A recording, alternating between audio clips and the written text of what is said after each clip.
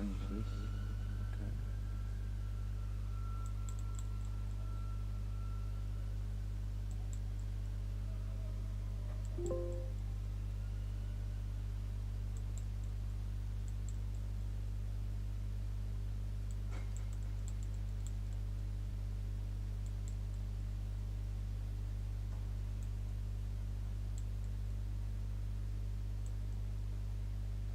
Let me just check something here. No signal through PC. No, still too dark.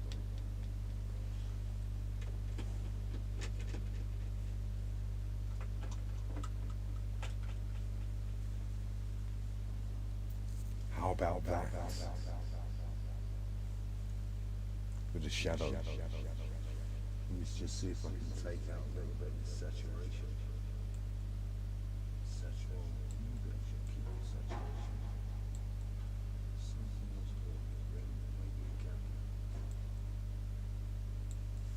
Maybe. Yeah, that'll do.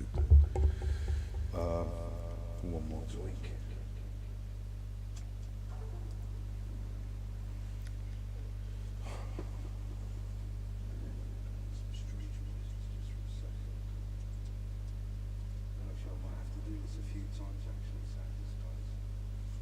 See how we get on. Let me just have a look.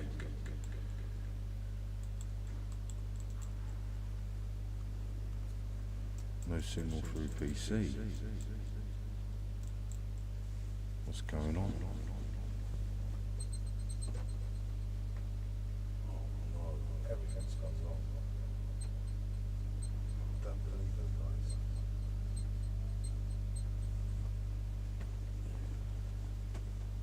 Just can't believe this would actually happen with these guys.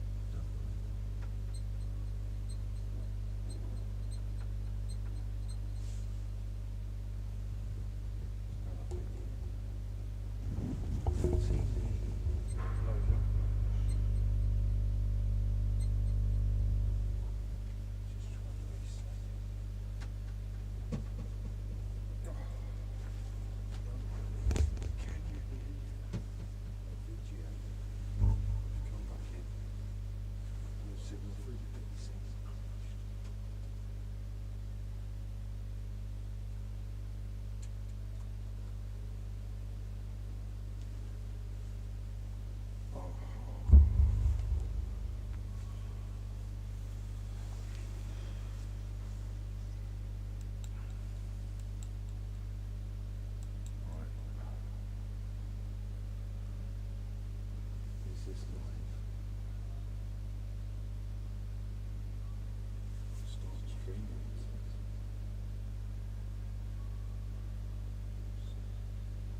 Press OK for a second.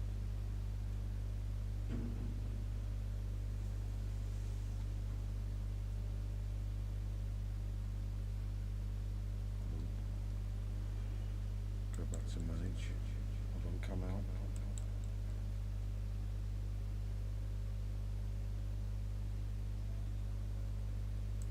Update. Manage. Live. Looks right.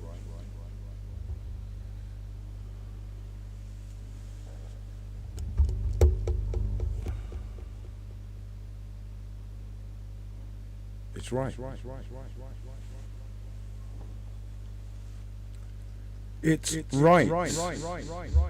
All I need to do now is just check the voice a little bit, headphones.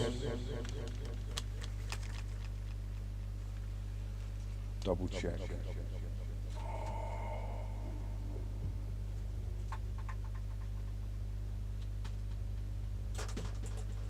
Everything you expect to go wrong in a line goes wrong.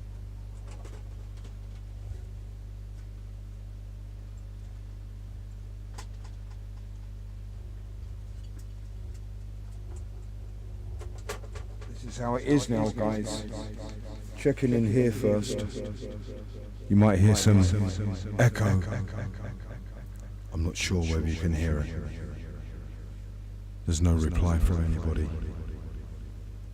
Let me just check. So,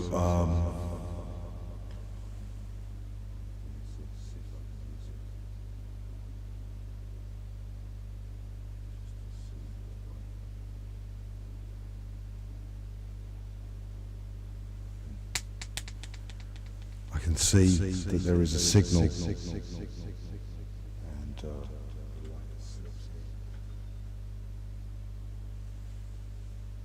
that's a bit better.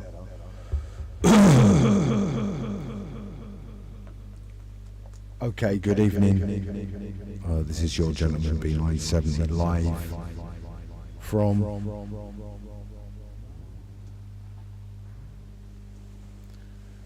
central London, and I'm not sure whether,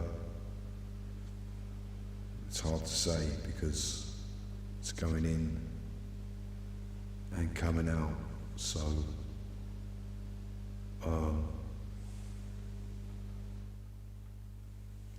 I've got all the echo off. Just see that. It should be better.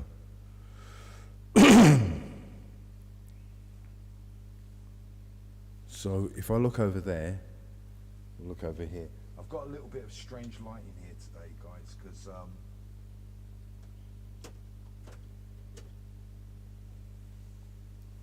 trying to get a good light here, but not too bad.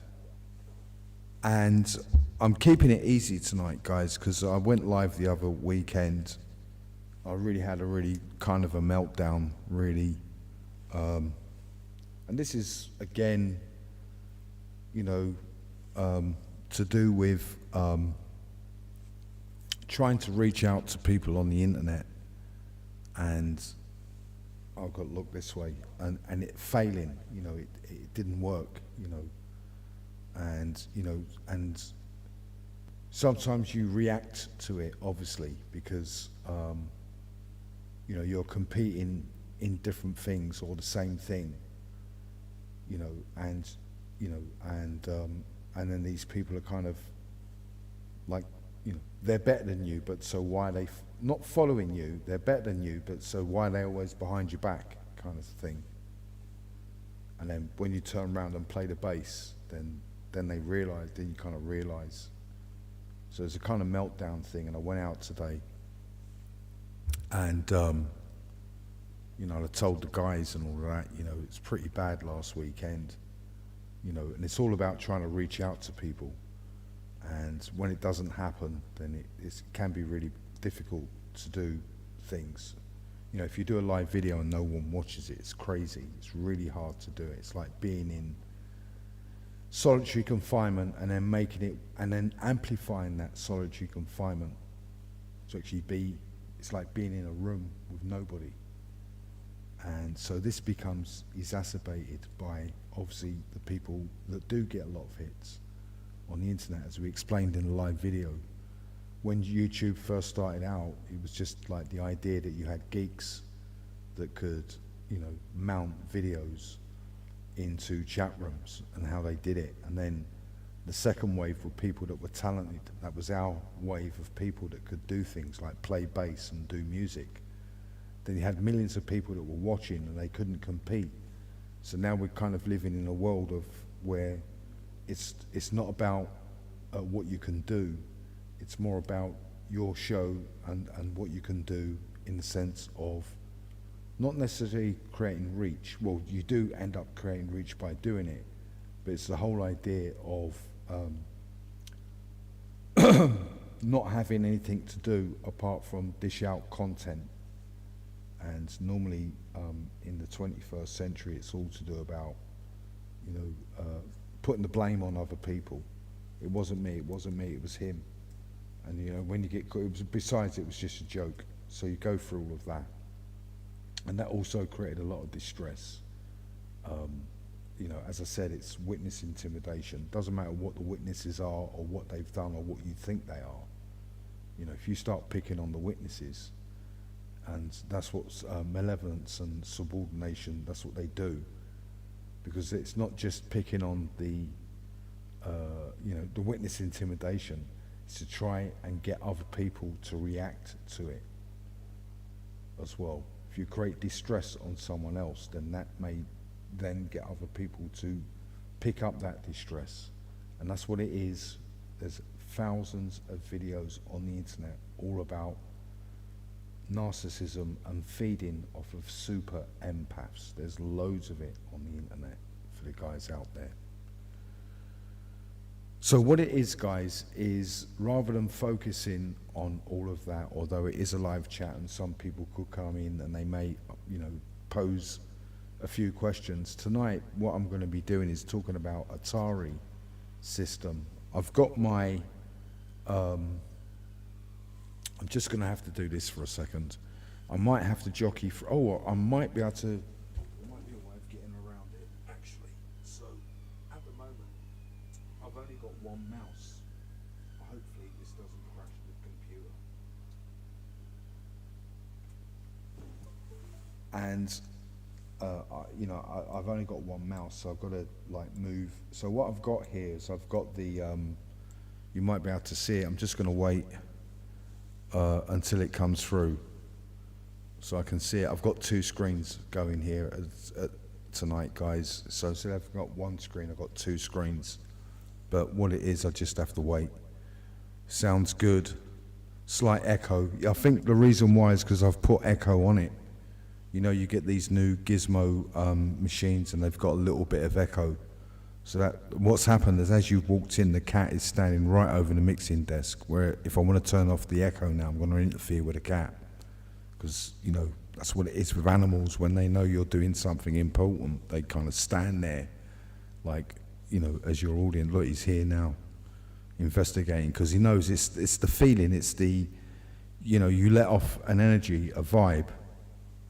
And they sense it, animals. You don't sense it, they do. It's like lie detectors, you know. How do lie detectors work? So what it is with animals, they sense it. They sense the same thing. So they know that you're now at this point where you've been elevated, and what it is, this elevation is obviously where I'm going live. So tonight, obviously with Max and the guys out there, I just put the echo on. I'm going to put the other one on a little bit. The deeper one, if it works. Yes. The one that makes me sound more like Richard Burton. For the people that are in America, yes, you know, sometimes when they think about the people from England and you go, you know, that guy sounds like Richard Burton. Anyway, so as you can see, I've got my background thing here. There's a delay between the two screens, but I just wanted to make sure it's there. So when I do the talk about Atari, you know, I could, you know, maybe get some photographs up. So I am going to get a photograph up here. I'm going to obviously get an Atari up. So I'm going to be using recommended software. What you also might see me use here, instead of me typing, I'm not going to be typing, I'm going to be using the onboard. Right. So getting one of these up.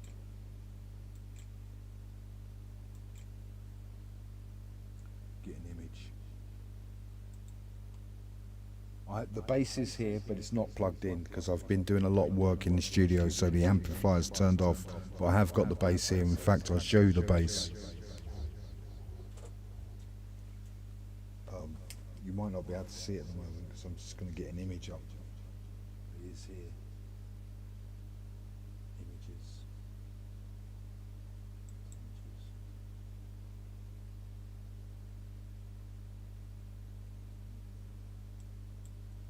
Download one.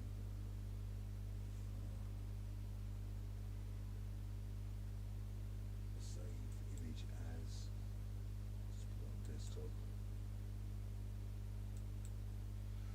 There's a really big full moon out tonight and I can see it. I thought I saved it on the desktop. It hasn't saved it on the desktop. I have saved it, but I didn't save it on the desktop. Save images.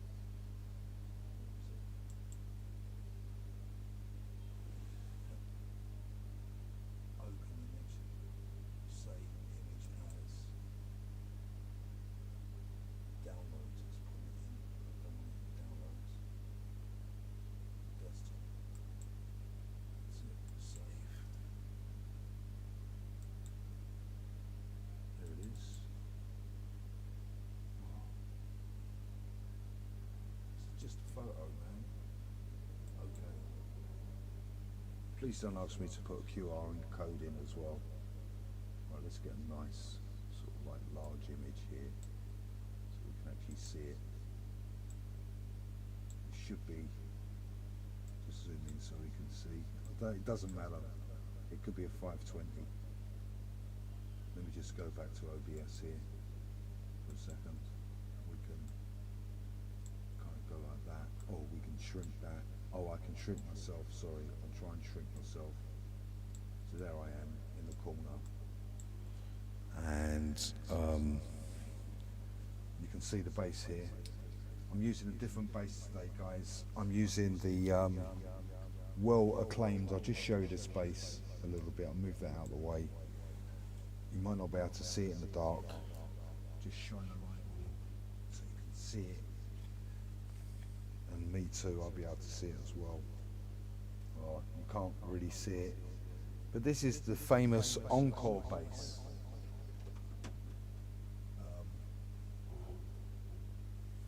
Make sure you can see me. Oh no, it's just the image. So this is the famous Encore base. It's the cheapest base that you can get really on eBay and everywhere else. When they were selling these, I think you could get one for £59. It's not plugged in, so when I play, it's going to be just the raw. It's got really old strings on it as well. Just take off the. Oh, yeah, that's the right thing. That's really good with that. So.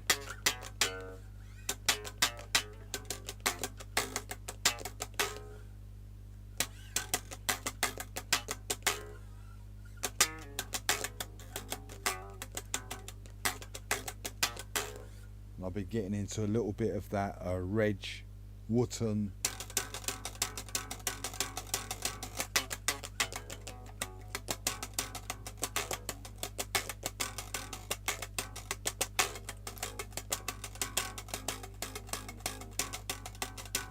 because that's how the guy plays. Remember the guy that was sitting on the chair? Huckabee. Sometimes I remember his name straight away and sometimes I completely forget it. Anyway, Reg.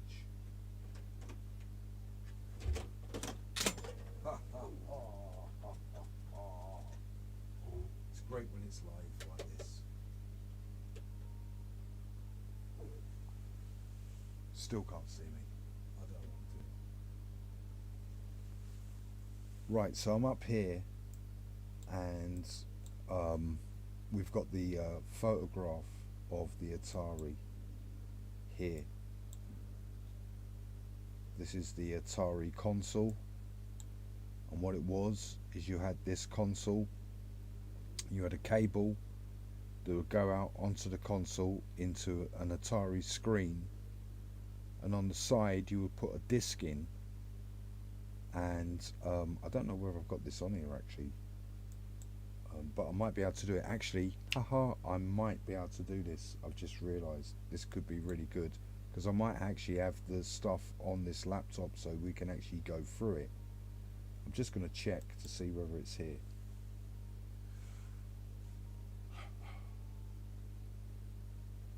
Well, I'm going the wrong way. What I've got to do is find PC.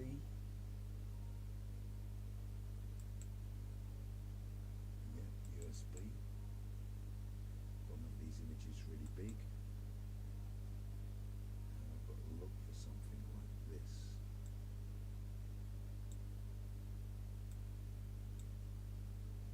If I haven't got exactly what I need, I don't think it's in here.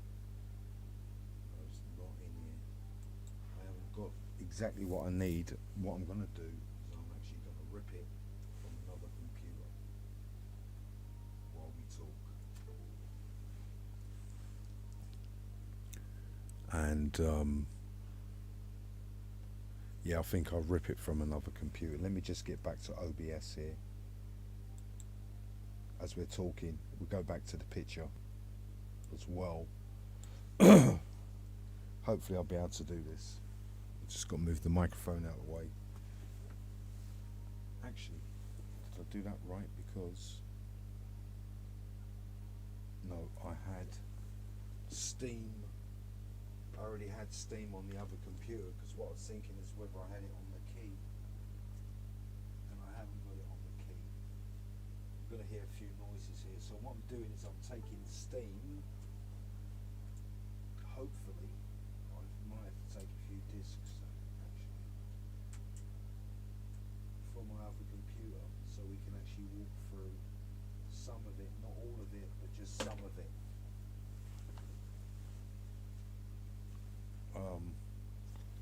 Right, so I'm here now on this. That's come up. Reduce live. You don't like it with the echo, alright, but I like it with the echo actually, but oh, I shouldn't be doing that. Right, so what it is I've got that in, and I've now got to find the right folder of Steam with the appropriate stuff. And the appropriate stuff is the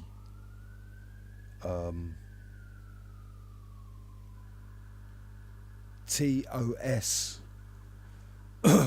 folder, which means the operating system. Now they just use OS, because I think they started to get their head around calling it a TOS folder is a little bit weird in English.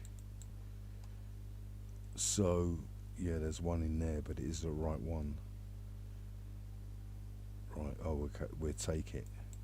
We'll take both folders and hope that one of the operating systems will work, because Steam, even though, so what it is when I'm doing this video, instead of it being all perfect, it's all mishmash. There's an American guy on the internet that walks you through using Steam and Atari, and it's all perfect. You know, it's a well made video and everything else. So this is all over the place. The files are everywhere. I keep doing that. Sorry, guys. The files are everywhere. So hopefully, I'm not saying it's true. Oh, I didn't want to do that.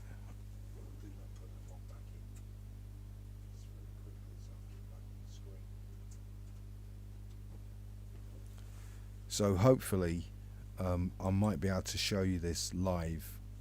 I've got this here so you can see me. I am about. I'm just trying to get back on the screen because I've only got one mouse.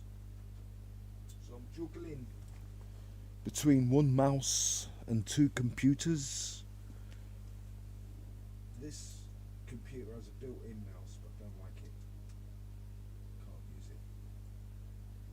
I don't know how to grab onto things using a ribbon. So it goes in and makes a noise. And this one, there's one round here. This makes all the difference. Get in there. Let it go.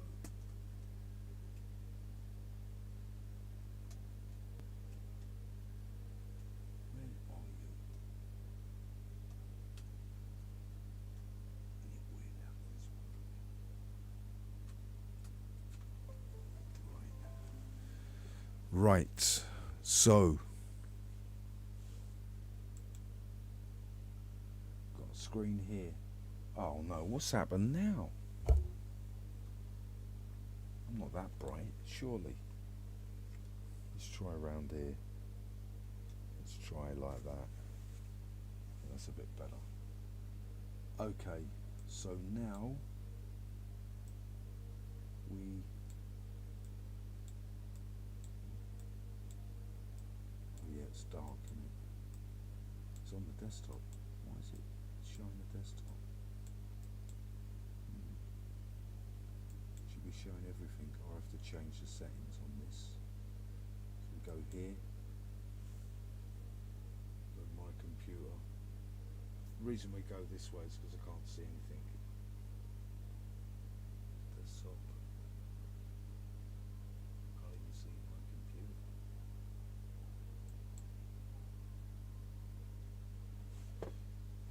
What's going on?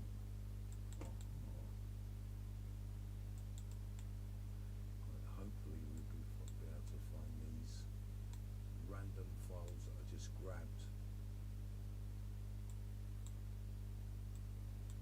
Sure, I'll grab them. There's one.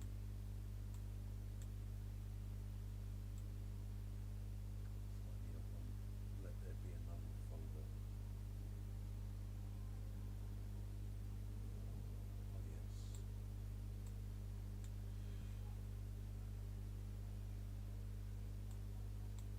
Right. It's taking its time.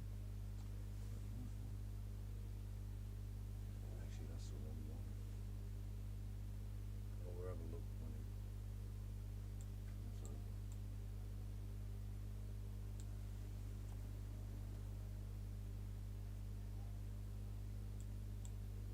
Look in this one while that's going. It's got Steam. Give it a go. Steam is up. That's a good sign. So if Steam is up like that, then we're in a good chance here tonight, guys. Just close this down for a minute. So Steam is working here. I just want to get into seeing where I am. There I am. I can see myself. That's me there. And are you on the Red Dwarf spaceship? Yes, I am on the Red Dwarf spaceship. That's the reason why Craig Charles became Craig Charles, because people like myself ran away, so they needed a replacement. So one of those replacements was Craig Charles, because it was all to do about obviously role models, and you know there weren't that many mixed race people on TV in those days. There was only a few mixed race guys. One was a Scouser. He was in the Boys of the Black Stuff. Then there was Gary Wilmot, another mixed race guy, very old now. Gary Wilmot is about 70 plus years of age. Used to hang around in Waterloo. Remember him in the Waterloo, mixed race guy, Gary Wilmot. And you had the Scouse guy from the Boys of the Black Stuff. You had the Scottish mixed race guy that was in Porridge. Do you remember him? And so they never got the Cockney one, really. I ran away. But yes, so it is Red Dwarf tonight, definitely. Mind you, I've never seen the show. So I know that, you know, you've got Danny John Jules as Dracula, and you've got Craig Charles, and then you've got the other guy. But I've never really seen the show, to tell the truth, or Hitchhiker's Guide to the Galaxy, or any of that, really. But when you look at Atari, which what we're looking at tonight, if we can get the screen up. Aha, there's the screen. Wonder what was going on. You can't see the photographs there, but when you look at Atari and you look at Steam, it's like those kind of guys are the guys that either programmed it, and they're the guys that are on the website that actually, you know, tell you, you know, to get Steam and all of this kind of stuff, you know, that people do. So what it is I'll just show you the photograph again, if it's still there. Should be. And so this is the original Atari console, right? And so what it is that obviously in the 80s you had young guys that would get computers and play computer games and everything else. So this video unfortunately has got nothing to do with computer games. I don't know anything about them. The only game that I know is Space Invaders and Speed Freak, and obviously table tennis that they had in the 1970s. I have to look at that and find out exactly what that was. So there'll be no games in this video. It's all to do about the Atari for music. So what it was is, you know, I was living in the West End and I was going out busking and stuff and doing music on my bass.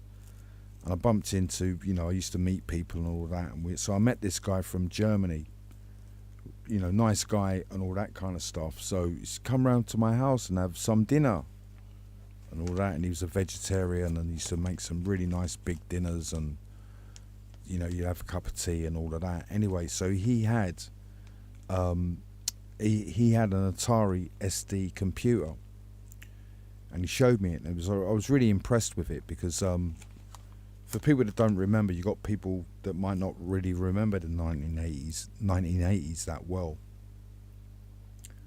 So in the beginning of the 1980s, they did have keyboards, electronic keyboards. Really started with guys like Kraftwerk, all this stuff, really into electronic stuff. Gary Newman, you know, a lot of the pop scene was all electronic music. Einstein, Go-Go, and all this kind of stuff, right? And so what it was with those keyboards is they had a facility in them where if you played one keyboard, you could put a cable between the keyboards, and if you played one keyboard, it would trigger the other one to play and all that kind of stuff. And how they did it was through like a DIN series called MIDI, which is a basic like a phone signal, if you so to speak. Like you've got 12 notes, 12 different notes, and they will have up to 8 ranges or 10 ranges, which are the octaves. So it could be like a 10 range octave. So you've got 12 signals by 10, and then however long you pressed it, maybe the last signal would give you the length of that note, and it would go to the other keyboard and it will play the note. So they did it through this MIDI system.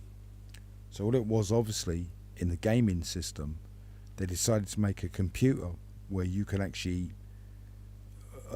program. And again, this is really important for the guys out there, because some of the programming that went into stuff like Cubase was the you know, some of the processes of the early, you know, beginnings of mobile phones and touchscreen TVs. Not necessarily because it's the idea, you know, of the construction of computers by moving bricks around, was actually moving memory around, and, you know, you're doing it on the screen so you can kind of understand what to do. So all of the games and all of the music software is kind of the beginning of human beings understanding the instructions of how to use computers, which now become standardized with signals. Everybody knows what the power button is, because we all know what the symbol for the power button is, or fast forward or rewind and stop. So all of this is starting to come out in this kind of immersion of the 1980s going into the 1990s. So the other guy that I was with, he got one. He decided to get an Atari, so we'd go round to his house and we'd have a jam, and, you know, and put the computer on, and we'd, you know, do, you know, try and do a jam, or he'd do a jam. We'd sit there while he was doing it and we'd listen. What do you think? And do I need more cowbells? Anyway, so the German guy decided to sell me his Atari. I could buy it in small pieces, £10 here, £5 there, but it was quite dear. It was £140. It was quite dear for me, but he allowed me to, you know, £10 here, £5 here. Didn't have no money that week, so he let me go, and eventually I got it. So when I got the Atari, I didn't have a keyboard. I had a drum machine. So I used to use it just with a drum machine, just to find out how it worked, and because you had to have in and out MIDI.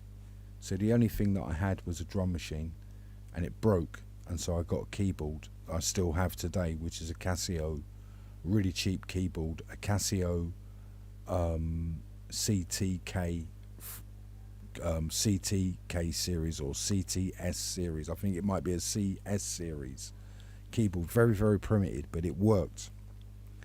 So now I had an Atari at home, and sometimes I would have a jam on it, sometimes I wouldn't. Sometimes people would come round and have a jam, and they might record something and all that kind of stuff. And so it was something that was instructional. It's something that was quite good. There were times where I'd try and do a little drum pattern on it so I could play bass, but for people that don't know, playing bass with a drum machine is not great.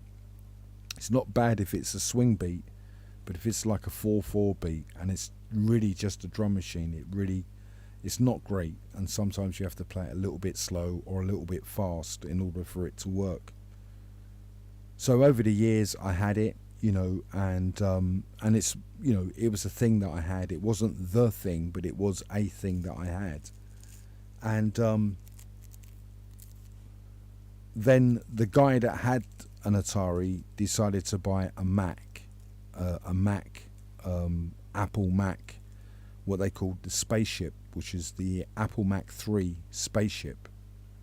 And it was awesome. It was a spaceship. It reminded me of not Planet of the Apes. Do you remember Lost in Space? You remember the robot, Robbie the robot? Crush killed him. No, don't. I'm just the robot. Get him, Robbie. It was like that. It was like the future. And what really amazed me about this is that it had audio. I heard about it, and I didn't think that computers could do real audio.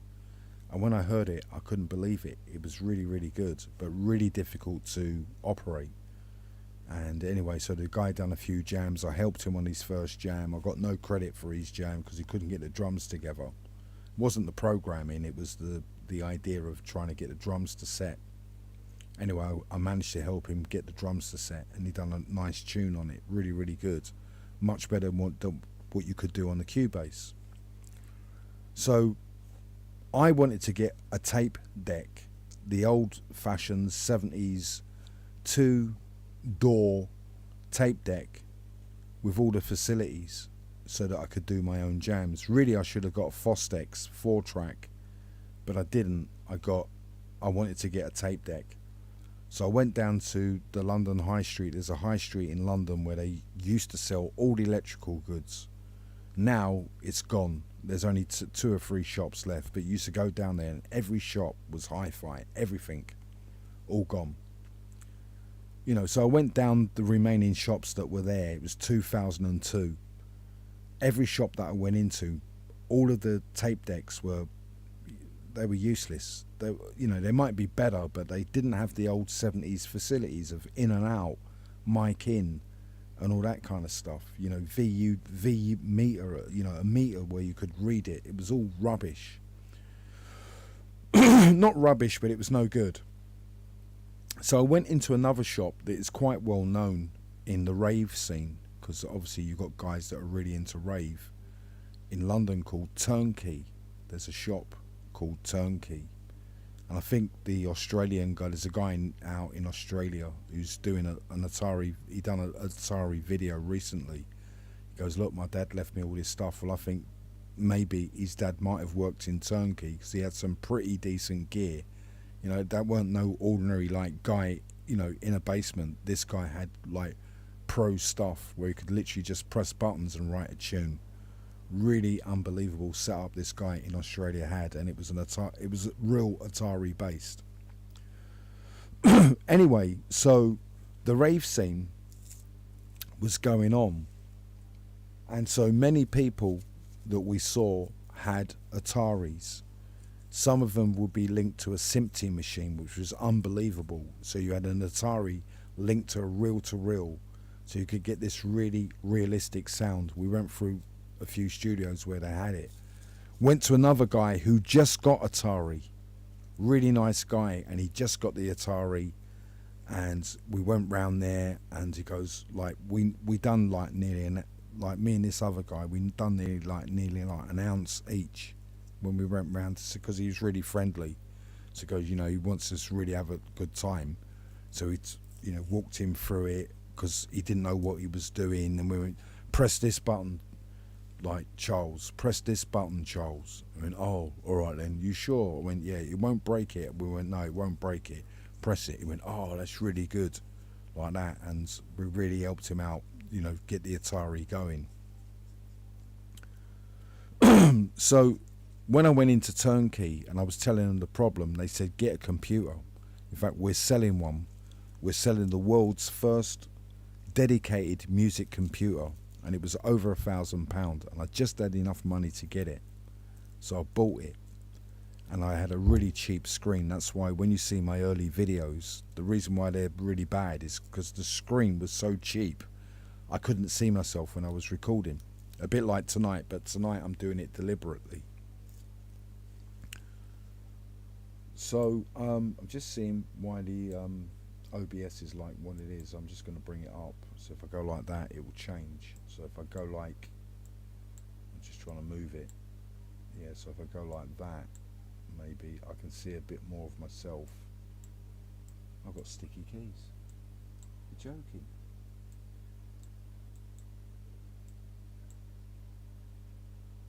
I don't believe it. I've got sticky keys. No. Anyway, I'll leave it like that for the moment. You should be able to see me. Let me see. No, you can't quite see me. If I move it down there, you can. So there I am live. So I bought a computer. I bought the world's first fully fledged music computer by Turnkey, by a group of people called Carillon. It was the world's first computer. It was the cutting edge computer of the day in 2002, and I bought it. So what it was is that when I bought the computer, I still had my Atari, and I decided to build the computer. I learned how to use it. So when I built the computer with the Atari attached to it. I'm going to show you something, because I've been obviously doing this. So I was in my sort of like garage. You might not be able to see it. I'll put it to the screen. Hold on. Where's the oh, look at that. Wow. Treading on cables. I'm just going to move it so you can see it. You might not be able to see it. I'll do it like that. Bring it up close. It's a box. You might not be able to see it. You can see some holes. This is a MIDI patch bay where you can put one MIDI in and get 3 MIDI go out. So I had to buy that in Turnkey in order to get the Atari to be linked up to the computer, where I could play the Atari and also feed the Atari into the computer, so I could have 2 mixes going at the same time. So when I done the first build, it was really, really good, but the wiring, the booting up system, it's really weird now because I've got 3 computers on now, nearly. The wiring and all of that, and the electricity, and it was too consuming. So I decided to, and I wasn't using the Atari anymore, so I decided to put the Atari in my shed. What happened is the council didn't like people putting stuff in the shed, because it's not really a shed. They don't consider them to be sheds. So what the council did is they took the locks off of the sheds, and lo and behold, I didn't realise, but my Atari was vandalised. Over the years it got vandalised, and the mouse cable was broke, and then when I tried to turn it on, it wouldn't turn on. I was pretty upset because I had some tunes on there that I really liked, and if you look on my website you can see that I've uploaded a few Atari tunes from another site that I had. It was a mystery site. I had one site on YouTube that was a mystery site, and it got about 5,000 hits and a couple of likes. I only told a few people that I had the site, and I decided to rip a few tunes off of that site to put on my channel. And this is the yearning, if you like, for me to be able to have access to Atari.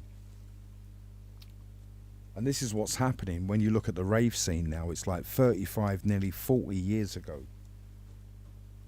You know, you see people like the rave guys on the internet, you know, talking about rave scene 30 years ago. Well, it's not. It's nearly 40 years ago. And so there's this little bit of nostalgia that, you know, someone like myself had. So what it was is every now and again over the years, I used to go on the internet and try and find out where there was an alternative, and there was. It was called Steam. So many, many years ago, I tried Steam, and I just thought it was a gimmick where you download something and all you get is a little bit of Cubase. So when I first downloaded Steam, that's all you got. You got the download, you put Cubase up, and it was literally an image, and it just go, and that was it, and may play like 5 bars of music. So over the years, I used to try and get Steam, you know, I wasn't determined to get it. I'd try it again, like a year later, I might try it again. And earlier this year, I tried it a little bit more. I went onto YouTube. I listened to the guys on YouTube, how to, you know, set it up properly and all of that. And I got it to work, and then it wouldn't work. Tried it on another computer, it worked, and then it didn't work. And I just didn't know what was going on. I said, about this Steam, I don't know. There's no way in the world this is ever going to work.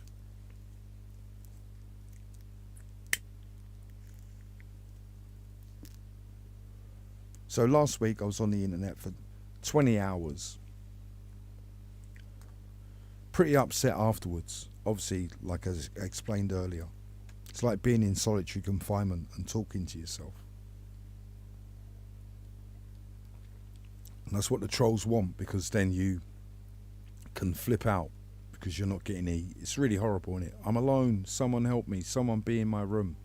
And no one decides to come and join you. In fact, they want you to be there because it breaks you down even more. Okay, I'm broken down. What do you want? MI5? What do you want? 9/11? What do you want?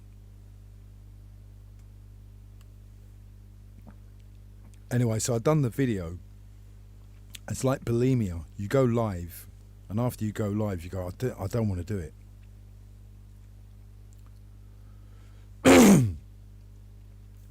So I started to go on eBay and look for an Atari. I said, okay, I'm not doing that. I'm going to try and look for another Atari. So I found an Atari on eBay, and it was really low price, but it was a 520, which is a smaller version than the photograph that I'm showing you on the internet, or the heading. The heading, it says 1040, Atari 1040, which was their quite a big one. They had a bigger one, actually. They had bigger Ataris. I didn't know that at the time. So out of desperation, I put a bid in and fouled the bid. I'm so glad that I fouled the bid.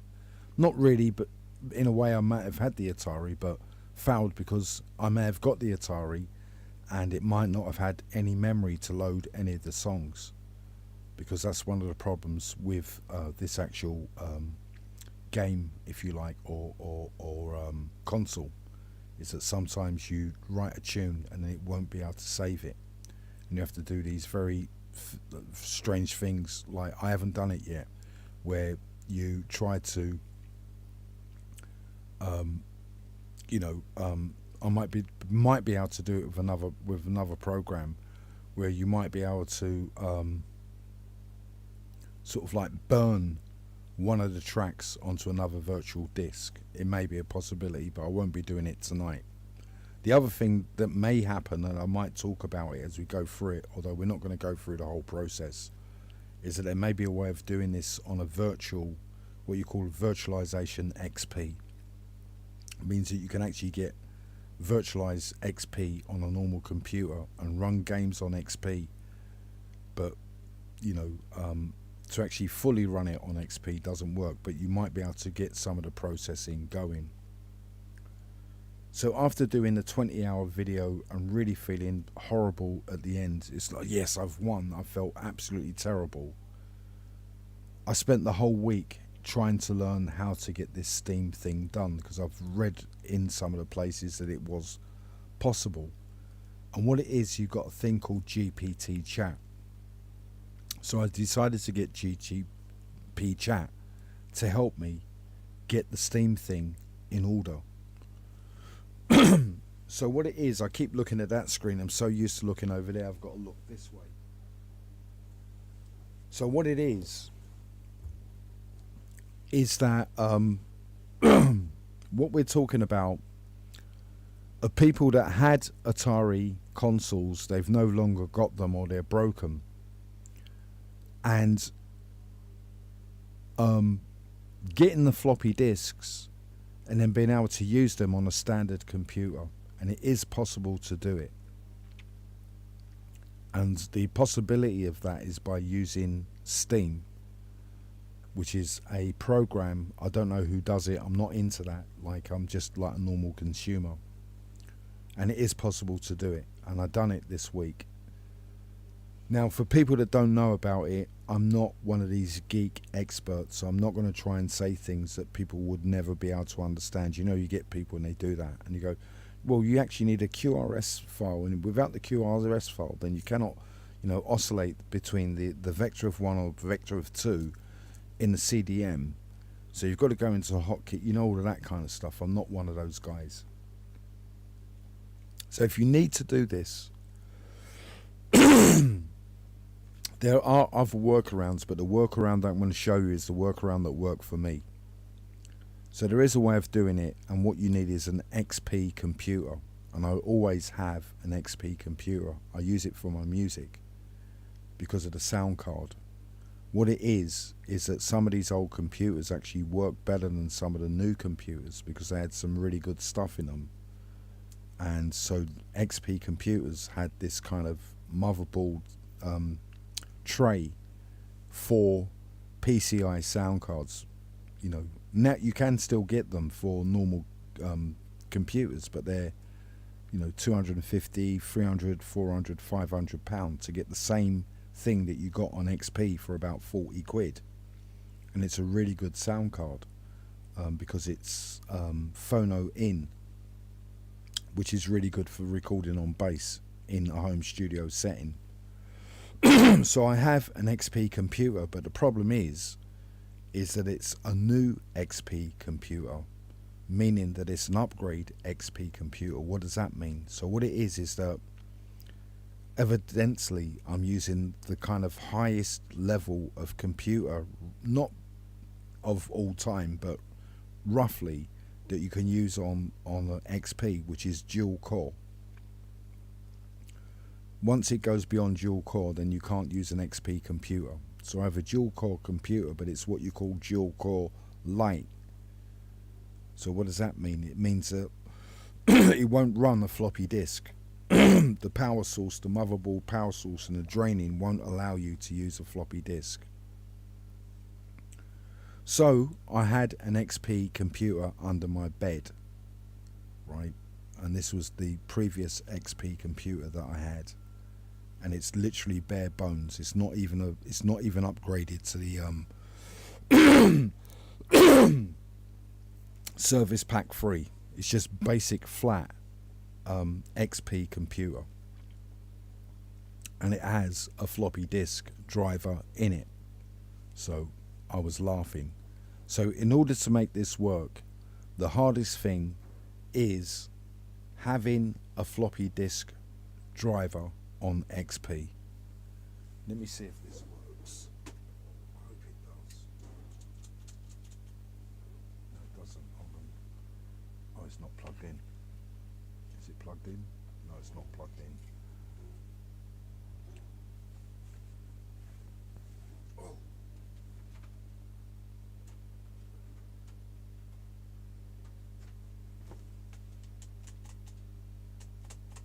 It's not working. Hold on, is it in? It's not in.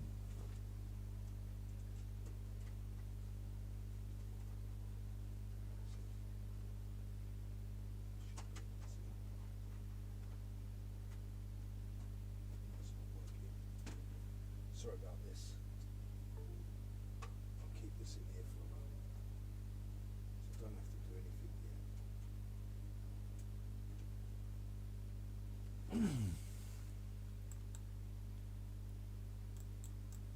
Oh no. I don't believe what's happening, man.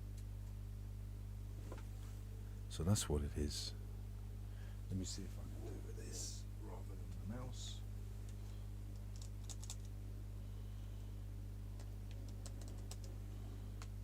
It's not working. It's not even on. Ha ha ha! Mr. Magoo! Oh, I don't believe that. Oh yeah, took it out. Okay, I'll leave it like that. I'll leave it like that for a moment. So in order to get the Atari, let me change the light round here. Let's change the light round here. Got to get used to looking at this screen and not the other screen.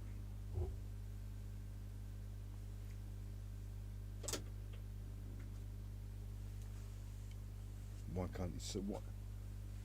Oh, I don't believe it. Just try up here. Nope. What about there?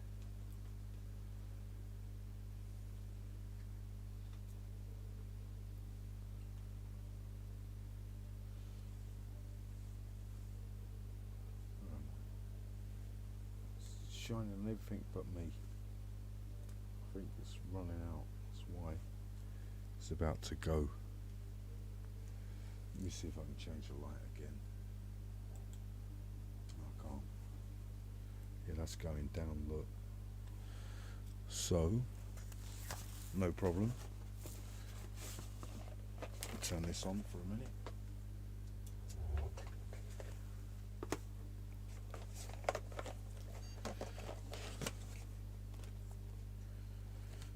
Not the right length.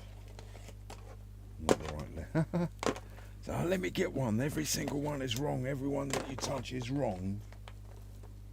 This one's a bit risky. And found me divider, but I don't need the divider because there was Eureka.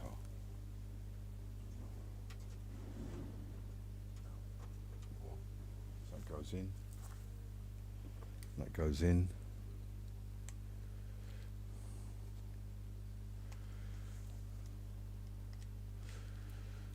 Wrong way round. Right way round, wrong way round, right way round. It feels like this is the right way round. Oh, oh, oh.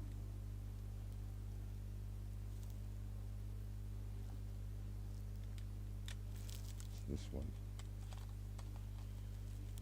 A bit upside down.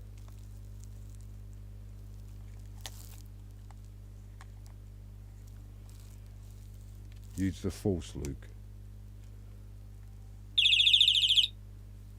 Sorry about that noise. The cat doesn't like that noise at all. Try that. It's too low.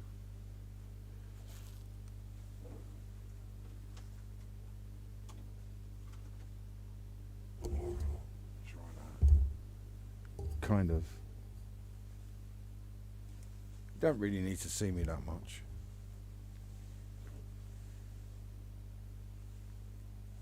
I'm ugly as it is. Never used to be ugly.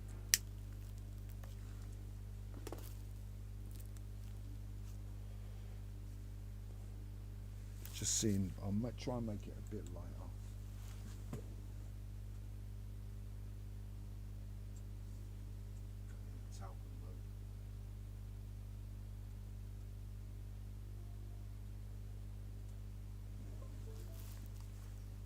Please don't be alarmed. Laugh with me, not against me. Video capture. Configure. Yeah, there's more. I've got a bit more.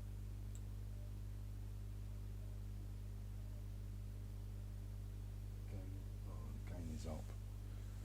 Alright. I keep mucking around with the light all the time.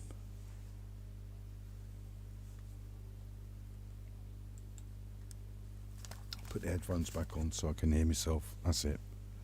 Right, so where was I? So really you need an XP computer in order to get the floppy disks to be read. And what you need is one of the things you can use. There's a few other things, but what I used was ST Recover. ST Recover. It's a software, you download it, it works. You've got to find the right sites these days sometimes to get the right download.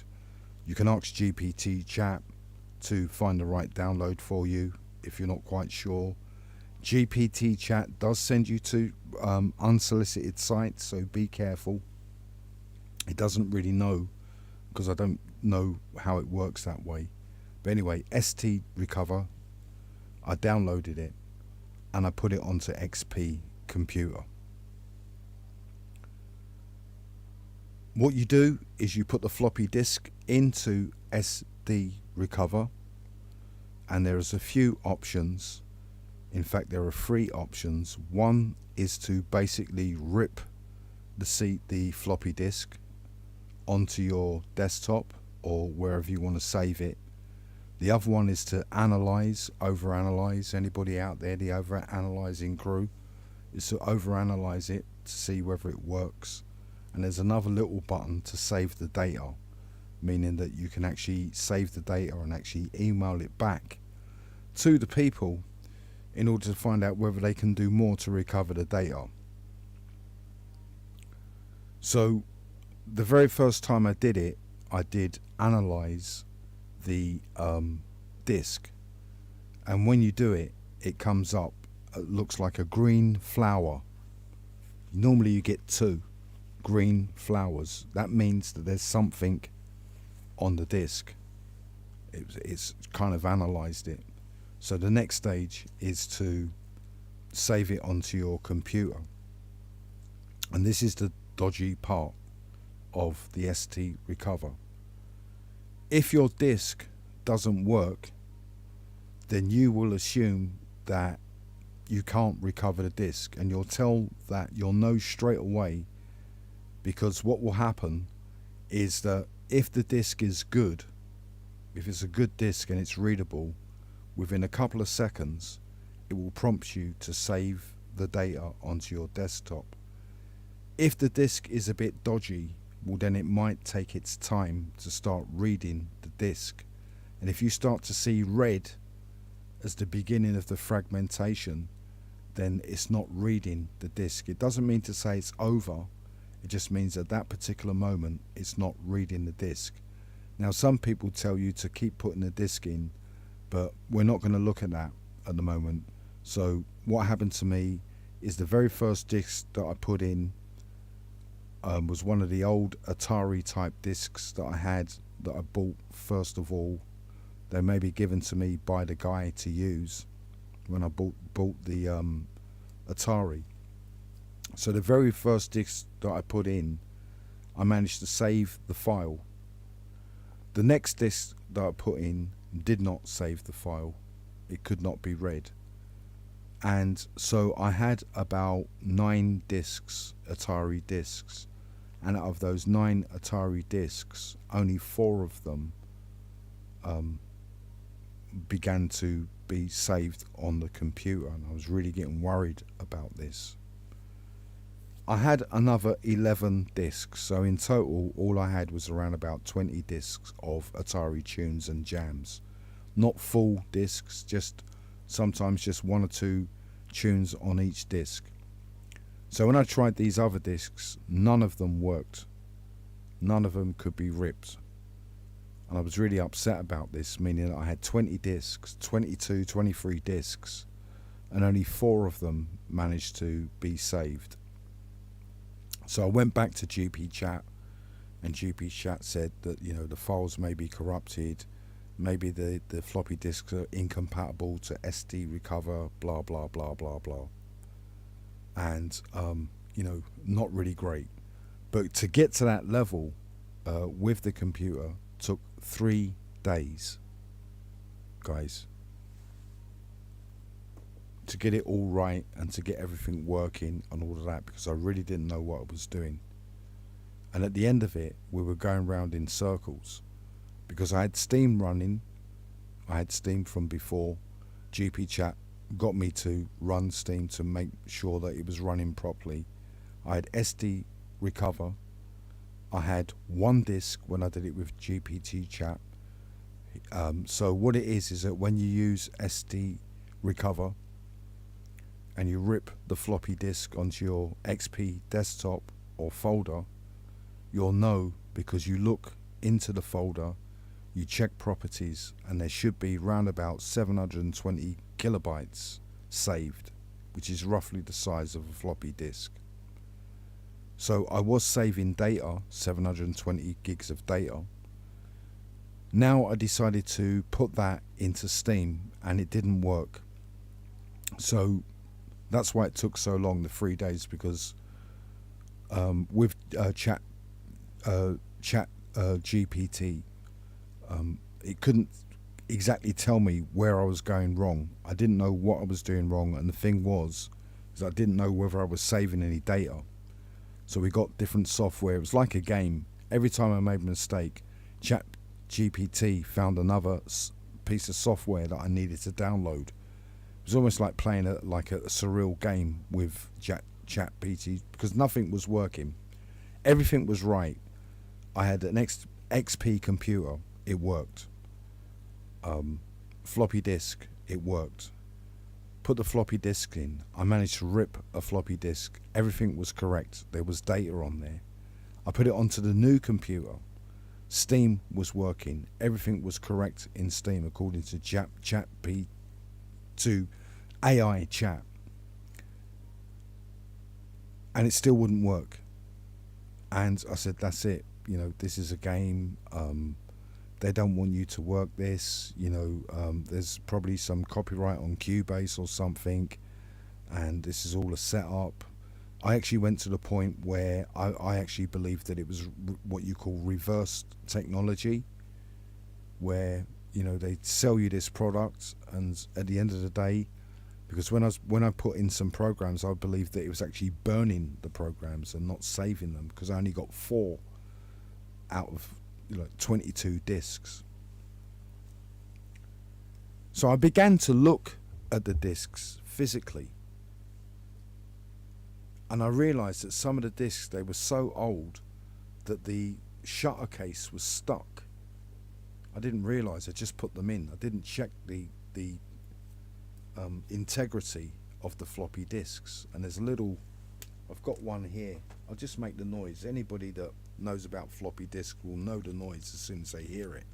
You know, you've got this thing, and it slides across in order so that so it can be read.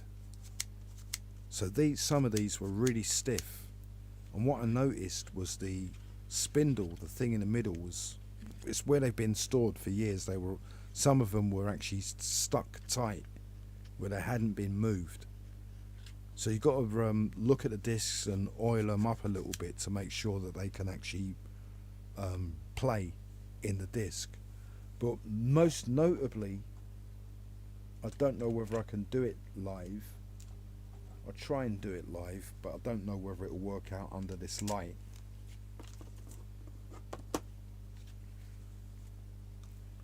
That, oh.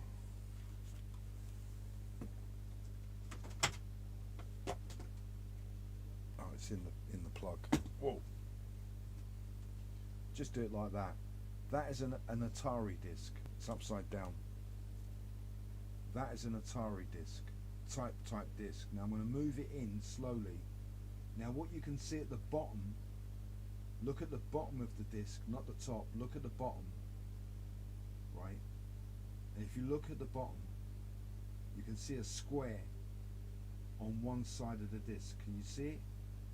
Right down on this side. Oh, let me take this off a minute. It's charging. I've got to charge it back. Let me just go like that. On this side, let me go like that. On there, can you see it? Can you see that? That's a square. On this side, there is no square. Can you see it? There's a square on this floppy disk. On this side, there is no square on the floppy disk.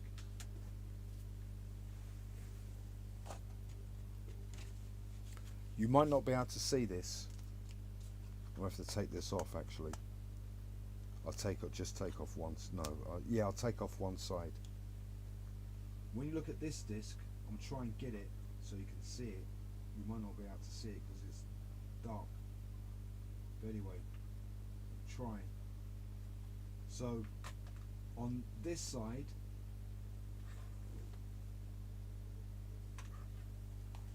I don't know whether I can go like this. I don't know whether I can do it. I can't do it. So on this side, there is a hole. The same as this disc. There's a hole on this side. But then there's also a hole on this side. So when you buy the cheaper discs, they have two holes. They have two holes at the bottom of the discs. So what it is you have to tape up the right hand side of the disc. I don't know how that happened.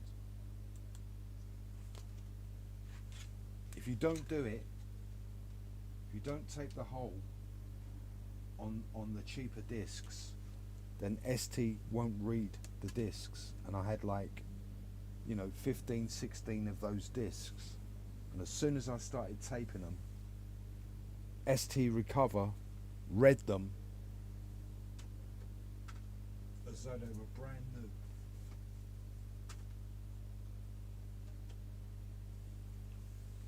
ST Recover read them as though they were brand new, because they are quite new.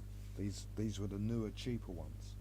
So what it is for the guys is you have to tape the right hand side square properly, so when you put it in the disc, and the disc driver, it will read the disc. If this hole is left open, it won't read the disc. So these are roughly the amount of discs that I had. Look, that's the amount of discs that I had, and it read all of them apart from two. It even read my Cubase. It even read my Cubase version 3. When you go on the internet, there are people who are actually looking to try and get Cubase version 3. They can't get it, and so I've got it. It managed to rip it, and that disc was absolutely beyond repair. So what it is with ST Recover is that it can recover discs that are severely damaged. It can recover data from them. Sometimes the data might not be readable on normal format, but if you go back to their team and send them emails, then they get in contact with you and they can tell you whether there's a possibility where you can actually start turning that ripped material into content that you can use.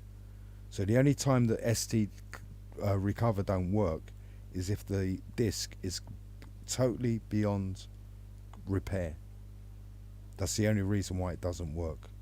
There may be other discs that don't work, but I've got 3 different sets of discs here, and they all managed to be ripped onto PC. So we just rewind this so people can understand. If you're trying to convert floppy disks onto PC from Atari, it can be done. It's not a joke. For many years, I thought it was a joke. I just thought it was a gimmick, just a toy, just a reminder. It's like a thing. You put it on and go, oh, the sound. Oh, it's so nice to hear that sound. Okay? Now I realise that it does actually work. And the latency, because there's the other guys out there, the latency from what I've worked out in the experiment that I've done, the latency is 0 basically. It's no different than a real Atari. When I first got Steam, there was latency. Wasn't there latency, it was chugging the screen. was all chugging, not really that good. But now I've got it up and running, and it's a very, very good system to use for people that no longer have access to an Atari. Does it replace the Atari? I'm not quite sure, because when I've been looking at the screen, I'm not quite sure. I think that the real Atari is better than the emulator, although I can't, we'll say that the real thing is better. You've got to say that the real thing is better, but this is the best thing to the real thing, and it's quite good because it means that you get all of that kind of nostalgia of the early, 40 years ago back. So just press OK. So you can see me here, but what it is, I keep looking at the screen over there. I've got to start looking that way. So if I bring this over, I shrink myself to be as small as I can. Not too small. Now I've got the screen here, so now I can go onto the desktop, hopefully. Close this, and now you can see that I have the Steam page open. Right, the Steam page is open. So what does that mean? You download Steam, you install it. It asks you for a few things, and one of the things it asks you for is the choice of operating system. And there's a few operating systems out there. They call it the operating system. Now they just call it OS. In the early days, they used to call it TOS. The TOS folder, which is the operating system, the platform that it runs on. So there's a few of them out there. There's a few operating systems for Atari out there, and so the best one is the oldest one, which is the operating system, and I think it's 1.2, something like that. We can actually go in, we'll minimize this, because obviously the operating system folder must be here somewhere, otherwise Steam would not run. So just expand this, I think it's in here.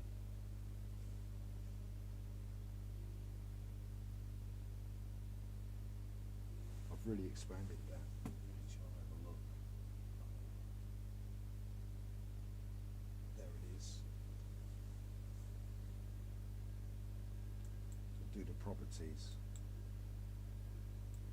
When you go into the Atari sites and the Steam sites, there's a few TOS folders or operating folders that you can actually get. So this one is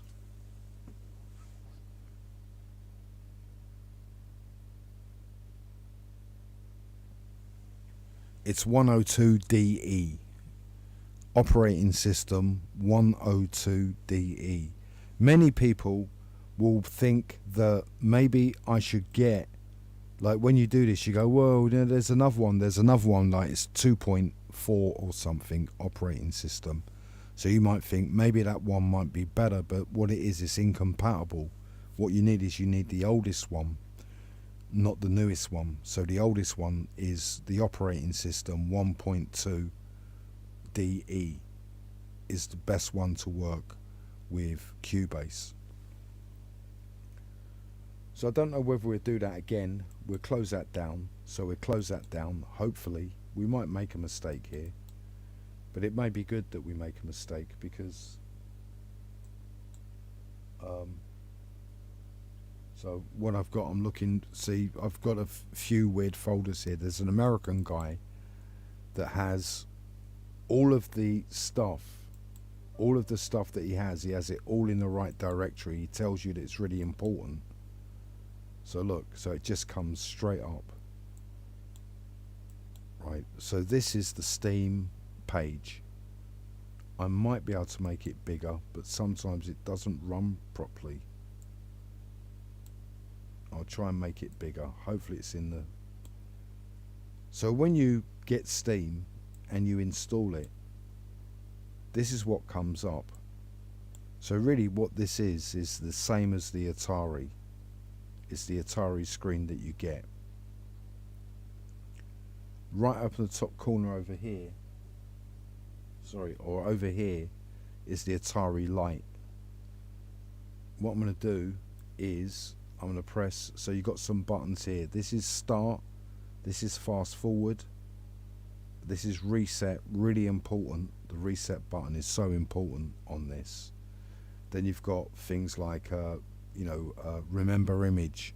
So you could be somewhere, I don't use it, you could be somewhere and I think you press this and it saves where you last was, and you just play and it carries on from where you left off. So it's like an immediate save page, but I haven't really got into using the facilities of that.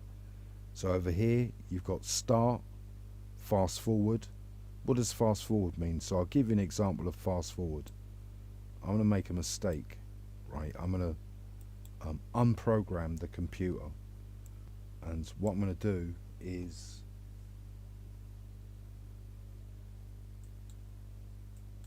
if I can, yeah, there's the operating system. So what I'm going to do, I'm using the 1.2 operating system. I'm now going to use what many people would think will be the better operating system. So I'm going to choose that. You don't have to save, it automatically saves it. And now I'm going to press restart and watch what happens. Oh, it's worked for some reason. Oh, we'll find out now. Actually, there you go. So this program is German, so it's implying. So what does that mean? So what it means, you have to press window to escape this emulation. So what it means, when you press fast forward, you can speed up this process. Look, speed it up. Well, it's gone in. Oh, maybe the reason why is because I'm using it on this computer and it can take that amount of operating system. So there you go. I'm just going to double check that to make sure that it is the 2-point operating system. Mind you, I've only got to this stage, so let me just check. So I am actually using the 2.05 operating system. So I'm going to press play. So what play does is, see, it's still doing it, you see? So you can speed that up. The green button is to speed up this process. You keep pressing it, it speeds up. And look, it's gone in. So now we're in here. Let me just make it a little bit big, if I can. I don't know whether it's going to be too big. I could do it full screen. Actually, I could. Let me try. Let me just check. Oh, I can check. Oh, can I? Let me see. Does this work? I'll put it in. No, let me put this in.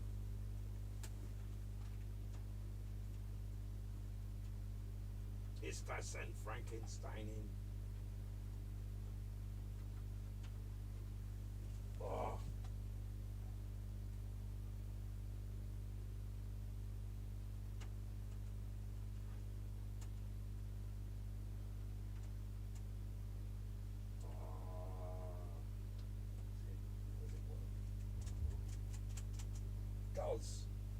It works. Oh no! You're joking. Let me see if I can go back. See that? You press a button, press any button, and it just goes all weird. You make one tiny little tap. One tiny little tap, and it's almost like you started World War III. Everything was perfect there. Just stopped. It's happening.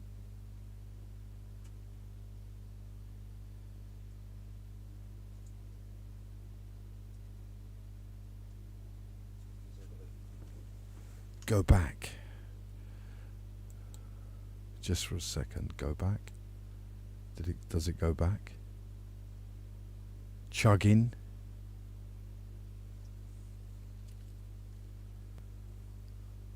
When it goes back, it's not going to go back to analytics. It is. It is going back to analytics. It is.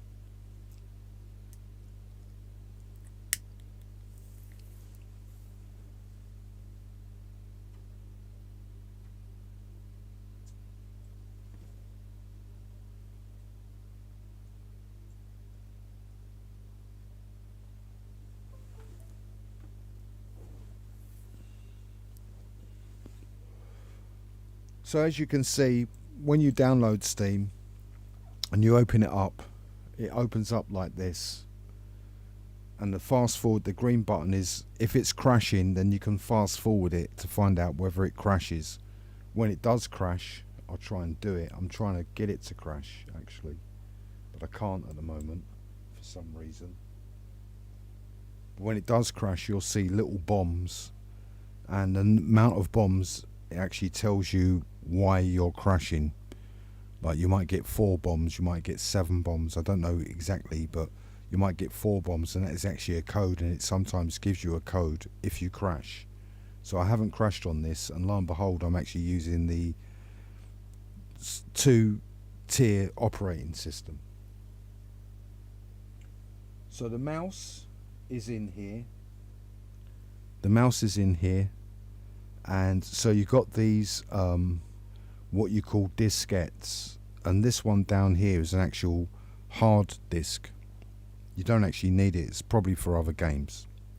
You only need diskette A and diskette B. So you only need these 2 ones at the top. So over here, you've got to press this. You've got your main console here. I can't think what this is. Check. So that's your general info. I think this one's for mounting joysticks, or is it joysticks? This is for patches, where you can add things in. That's probably for advanced use. This one, that's shortcuts. That is your general settings, and that's the joystick, and then that's your page folder. So the only ones you really need on there are the page folder and the general information. So some people have shown you this, but we just go through so you can see it.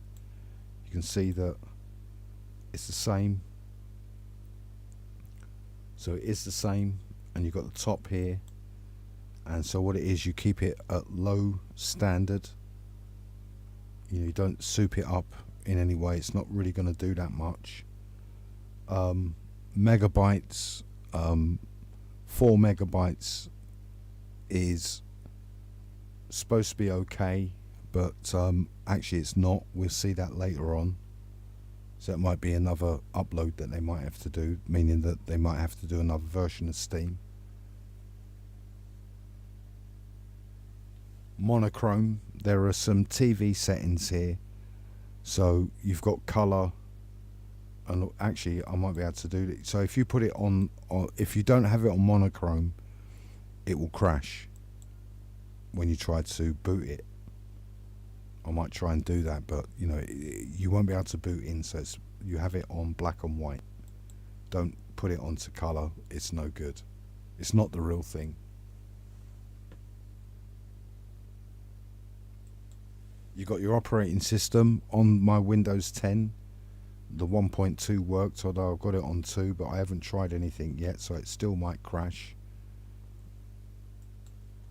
The ports are important at the moment, and they are very plug in and play ports, so which we explain later on, although I won't do it on this computer, although I could.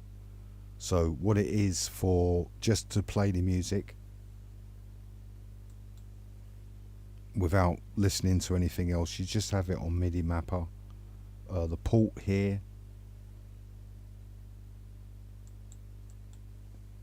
is none. This one here, I did move it because it says something like blah blah blah port, so I put it on the relevant one, which is parallel ports. So now I've got a thing that's come up here, so okay. So I don't know what that means. It may crash, you never know. And then this LTD, something like that, it's doing it again, so okay. So maybe it doesn't need these, so I might be building up to a crash here. So these two, I don't think you need them, but on the other system that I've got on Windows 10, I did move these around because I was trying to get the MIDI to work and I didn't know what I was doing. You might not have to do these two, but the other one up here, the MIDI device, means that you can actually start hearing music. So this is really important. This is where GP chat and everything else, where it failed. I got everything right and I didn't know what I was doing.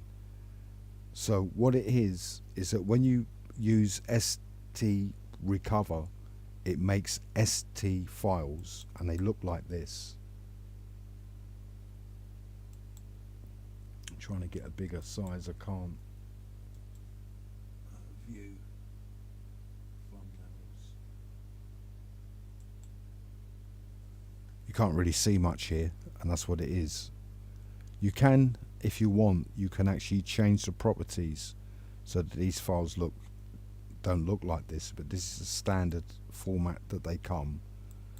And when you look into properties, you should see something like 720 kilobytes. This one is slightly different. I've picked on one that's slightly different, but that's usually round about what they are. Some of these ST virtual disks, if you like, are not that great. Some of them don't work, but what it is, I haven't deleted them yet. So that's what they kind of look like, and that's in that folder on the desktop. And I've got another one over here, and that's where I've got the Steam. And actually I've got one more. I should have one more. If I haven't, then I haven't. Yeah, it's this one. Is this right? I'll find out in a minute. Oh yeah, it should be, with the amount of files that are in there. Let me just check view. I get to view and just drop it down a bit. Yeah, so if I go like that, you can see them all. So these are all the discs. They're not songs, they are discs. So what it is with ST recover is that it creates these ST discs, and what it is, you put these into Steam, and that's the problem that I had with GP chat. Every time he told me how to do it, I didn't know how to do it until I saw a video the other day of a guy doing it. So, and this is what we're going to do. I don't know what this is. Let's just say yes anyway. Yeah, it's Steam. Now it might crash because remember I've untoggled it. It might not be toggling the right way. So what it is you go in here and actually, yeah, I'm going to do it this way. I'm going to do it the normal way first, which is to use Cubase 0.2. So there's an up folder here somewhere. I click up, it should go to the desktop. I've got to find which one it is. I don't think it's that one. So go up. Hopefully I'll find it. What I'm looking for, I haven't seen them, so it might not be on here. So this might be a world's first. I'm just going back.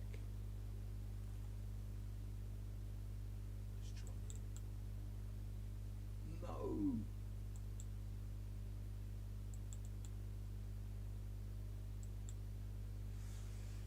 Is there that in there? Let's have a look. Is there anything else in there?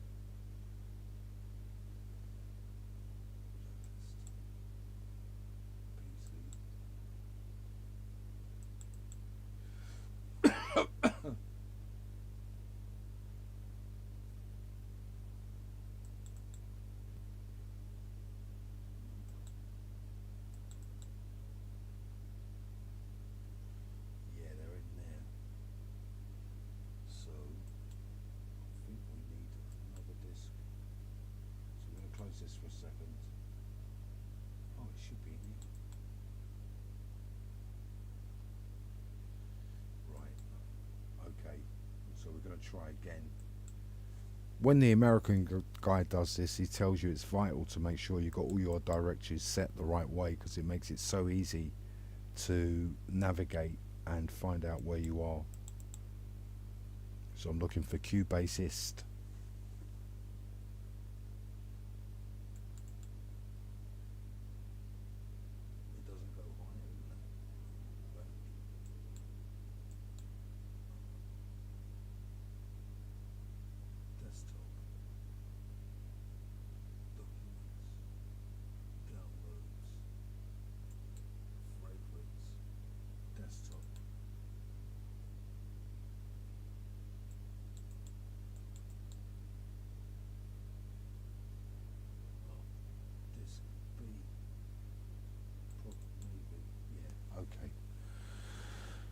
So the reason why I've come into this folder is that this is what you call the normal way of getting Cubase to work. What it is you get ST recover if you need it, or you get Steam. Let's say that you get Steam, and then when you get Steam, then when you go on the internet, they all tell you to get Cubase version 2. Some people scratch their chin because they see Cubase 2 as being like inferior, and everybody telling them that you should get Cubase version 3, or even better still, version 3.1, which is like Eldorado software. I think I did have 3.1 to tell the truth. So what I've done here is I'm showing you the standard Cubase download, what you call the proper official like Cubase version 2, and it comes in 2 discs. In order to do it, it comes in 2 discs. So what you do is you have disc 1 of 2 and disc 2 of 2. So you put disc 1 of 2, you just drag and drop into there, and you drag and drop that one into there. That's all you do. These are the Cubase folders. As you can see, it's not literally dragging them in, it's just putting them into these diskettes. Now you can close this, but the best thing to do is just minimize it, and then you go into disc A. It should go dark. It's not going. There you go. So something's happened. Remember, I haven't done the right stuff because I put in the different operating system, so it's not working. It's not going in. So one of the ways you can do this, if it's like this, is to rerun it. So what I'm going to do is run, pressing yellow, then turns it on again. Now it's run, so that means that if it's been laying dormant, and there, I think it's in.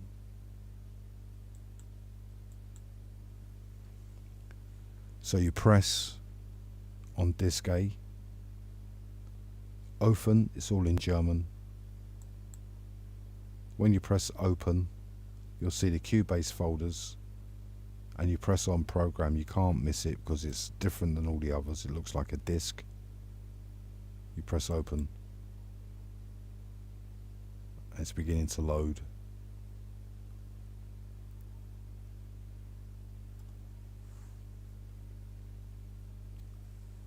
Although it's taking its time. Remember, I've done it wrong, but it is taking its time, and there it is. There is Cubase. So for many years, this is all I managed to do. I think, I was trying to do something and I couldn't do it. And obviously you double click here. Or hopefully, there it is, you double click. I've gone too far. Don't know whether I can come out. Should be able to. Press escape, perhaps. Over here. Just made the right noise, but that's it. So I just double click in this area here. Press record, as the guy does in the demo. Really nice music as well. I have got that music. Find it difficult to see the mouse. I'm going to go into like grid edit, any editor. Nope. The only one I went into was the wrong one.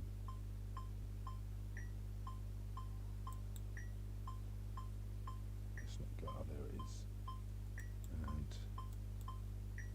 And it's not allowing.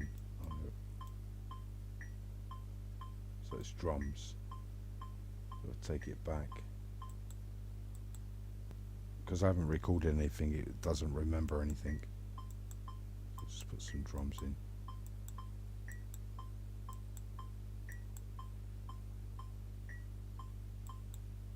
And it's recorded the drums, and I don't know whether they're actually going to fit into the loop. I should have put the loop in before I did it, so I'll do the loop now. That means they're only playing the loop.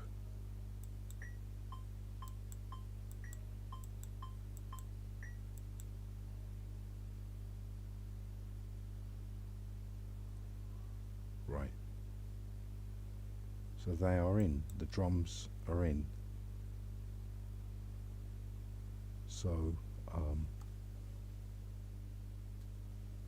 just going to try and make the screen a little bit bigger because it is hard to see this.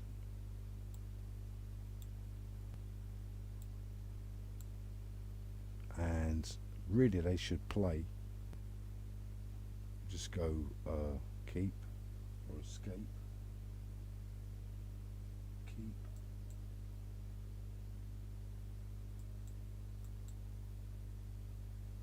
So it's kept that, and really it should play it.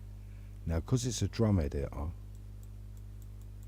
drums are on channel 10 normally. I'm not sure whether it will play. It should do, unless I haven't got it sound enabled, which is going back here. No, not here, sorry, in here.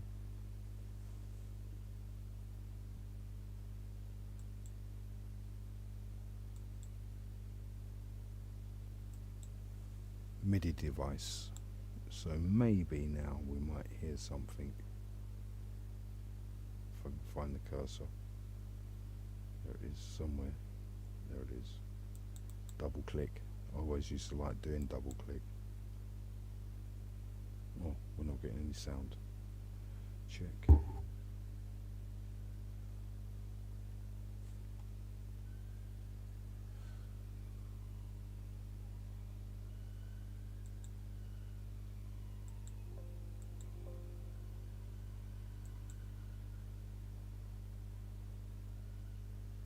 Check audio.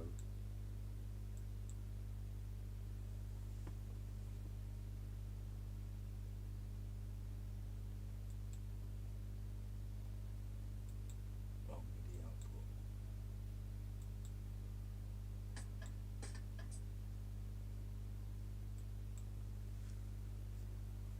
We got that right. Oh,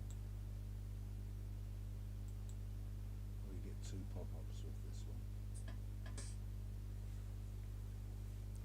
There's not much on there.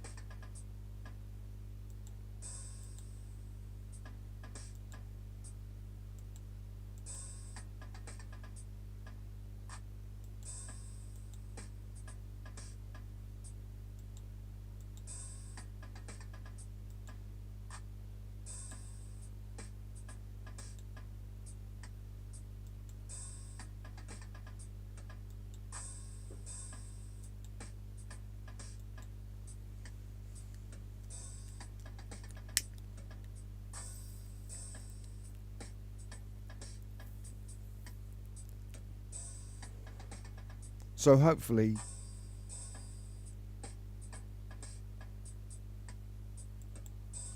you can hear that. Hopefully you can hear that. So hopefully you can actually see that Cubase actually works. It actually works. So what I'm going to do now is I'm going to press restart, go back to the beginning, and now this is live. All the DJs out there, all the people that remember rave and all of that kind of stuff. It's not going to be a rave tune tonight, guys. It's not going to be like I'm going to play this awesome tune. What I'm going to do is I'm going to show you something that is really of the day. So I'm going to close this and go all the way back to the beginning. So I press restart, I press open.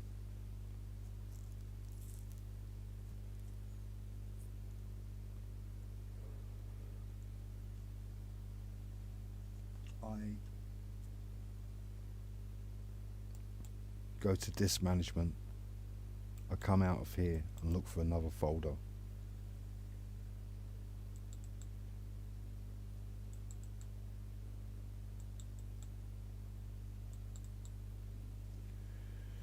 And this folder, like the American guy, this folder is quite a decent directory. It's not the best directory, but it's pretty decent. I'm not quite sure whether it's the right one because some of the folders might be corrupted, but we hope that it's the right one. So what it is, guys, there's a folder here and I call it volume 1. What I'm going to do is I'm going to clear this here, remove. You can clear this here, remove. This one's volume 1, and I put volume 1 in there, just the one disc, not two. Close this, minimize this so I don't need that to be that big. And now I'll minimize it. Now I'm going to reset. So that means everything's reset. That means everything that I've done has been set and saved, but it's like a full fresh reset. Now I've pressed play and look what happens. The program comes up and it tells you where Cubase is. So when you click on this, you've got to click on Cubase program.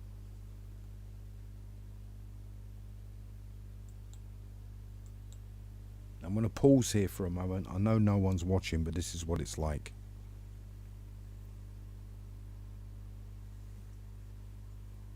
There are many people on the internet that have been talking about trying to get Cubase version 3. There are people on the internet saying, you know, wink, wink, wink, can you please send me a version? Yeah, blooming hell. There are many people on the internet going, can you please send me a version, or is there anywhere where I can get Cubase version 3? If you go on eBay now, they've got Cubase version 3, £500. That's the full version with the dongle. This is the rave version of Cubase 3. So you press Cubase program. No, you don't. You wait a second. You come out of here because you want to get a bigger screen so people can see this first time live. Actually, I could go full screen for this. I'm going full screen. I'm just going to check down here. Yeah, it's working. This is full screen. I can make the full screen bigger so you can see. You don't need to see me in this really, but so I think this is an exclusive for YouTube and the world. I like doing, you know, like I like doing things where it's like wow. So I'm back in here. We've got Cubase program. You press it's oh, it's come out. That's a Cubase program. I pressed on it, that's why. Open. Are you ready? Let me just take this in. All the rave guys. Do you remember all the rave guys and all of that? There's Billy Bunter and all those guys on the internet. They're going, yes, da da da da. I've got a tune. Well, this in a way is a tune. It's like a record label. It's like seeing something that you've never seen before. In America, I don't think they'd ever see it, or whether it makes sense in America, but in Britain and Europe, they may have seen it before. In Britain, so in other words, if you really had an Atari and you really had a Cubase Atari back in the day, this is the program that you would have.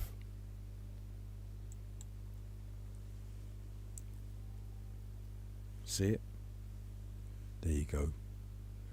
The MIDI Mafia mod proudly presents Steinberg Cubase version 3.0 1991 Atari MIDI desktop recording system. Steinberg bugs fixed by the Schizo the Man.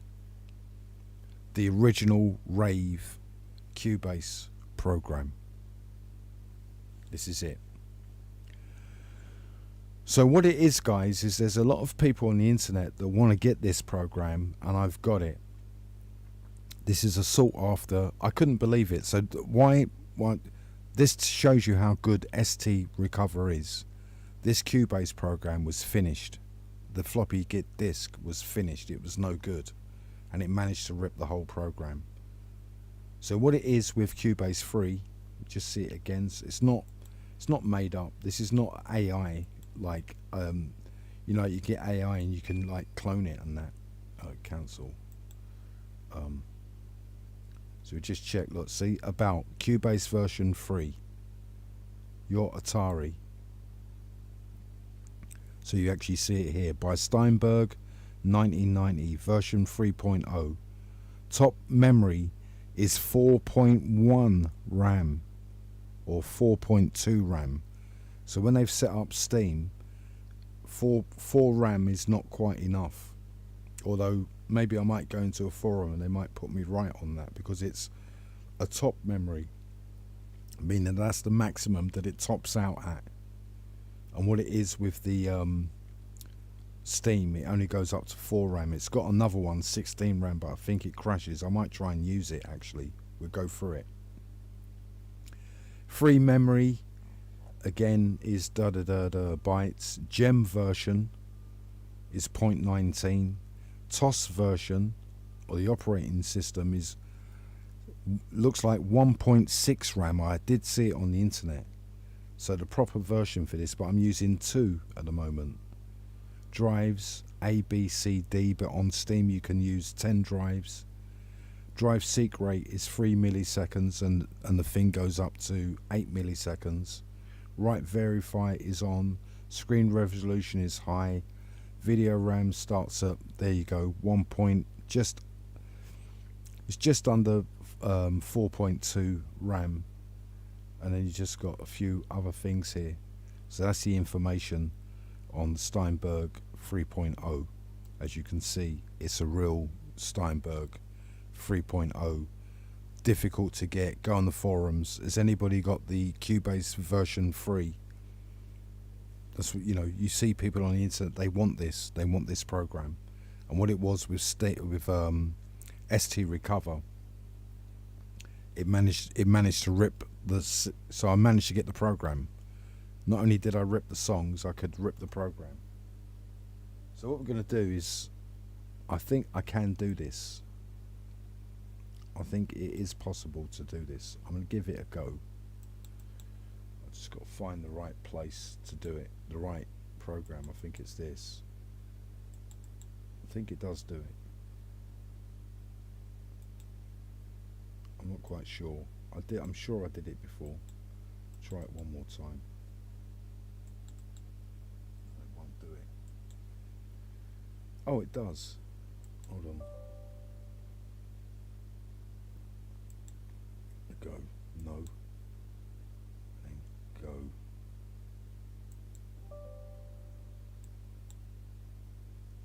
No. So what it is now, I'm going to close one. I've opened up too many. Is what I'm going to do now is I'm going to compare Cubase 3 with Cubase 2. We can do it live so you can see it, because what it is that some of the geeks tell you that Cubase 2 is okay, and what it is people always want to get the better version. And so I've got both versions and we can kind of compare them. So again, we go into here. My directories are really bad. I can't find it. This one, I've got to close all of this. Not that one. Close this. Close, because I'll get really mixed up. So what we got? It looks like because I double clicked it, then it's crashed. So that's good. So that means I can start off with both. I just want to get in the right size kind of thing, or kind of the right size.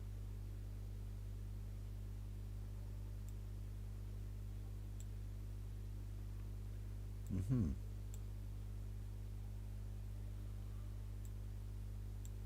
I've noticed something here, that these two pages are different.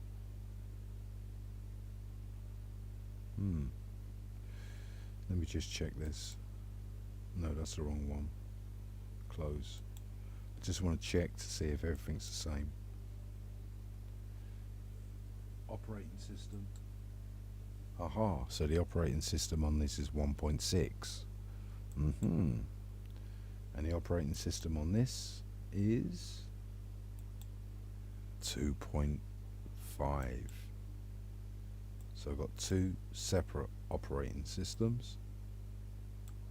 One will be using Cubase 3 and this one will be using Cubase 2. So we go here, we look for our folders. Remember, the American guy has all of his folders and directories in the right place.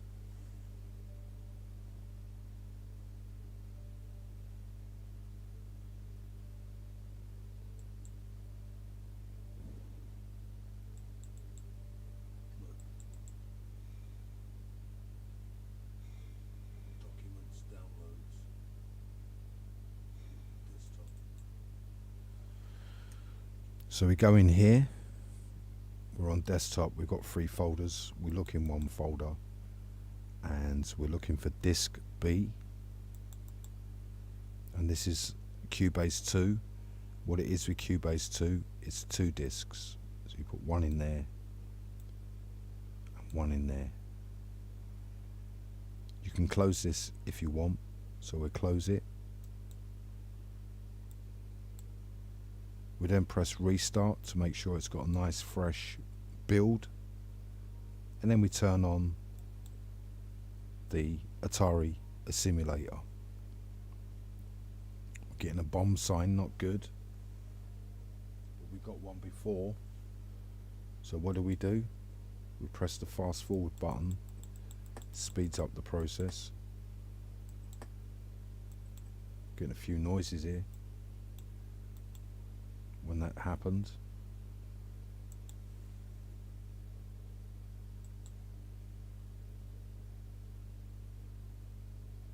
Right, there's the mouse. Really hard to see the mouse. So now we go to disk A, open, and there's our Cubase program. Open. Go full screen again if we can, quickly.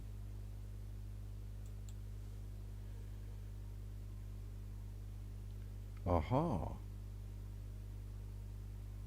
MRS not found. Ignore. Retry. Abort. Gone the wrong way. Abort. So what it is that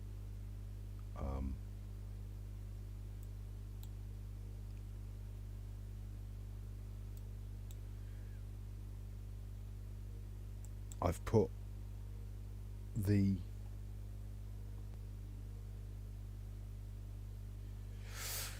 this might be something where I could actually do the live experiment on this, is that the Cubase the Cubase version 2 doesn't work.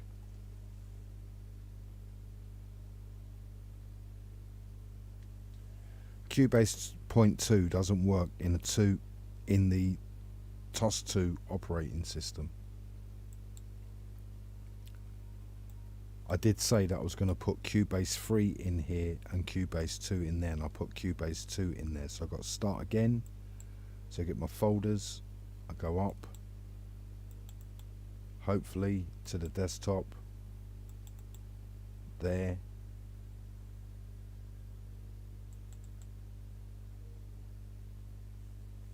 And 0. I'm sure I had them.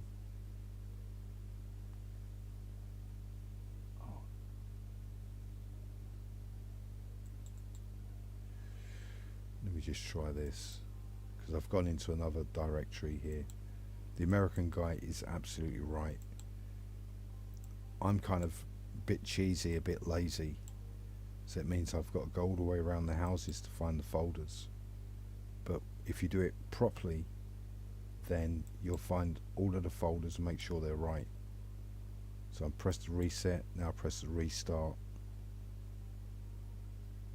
Get the bombs again, so it's not a good sign. Maybe it's because I've got two programs running. I think that may be the case. I'm going to try it without the program. Reset.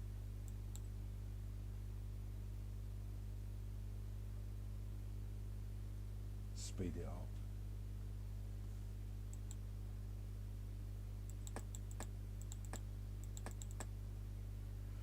So it's working. So you press A. Remember, it still might go funny, because what it is when that screen comes up, that's not a good sign. It means it's crashy.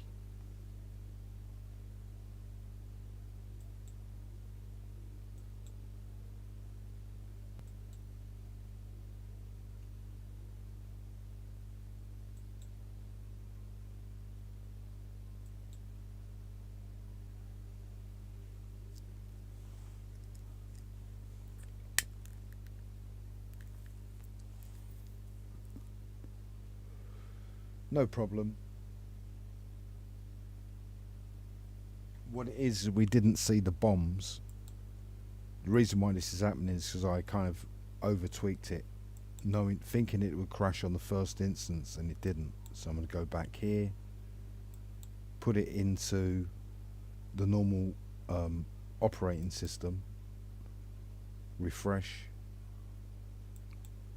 or restart, and then press play.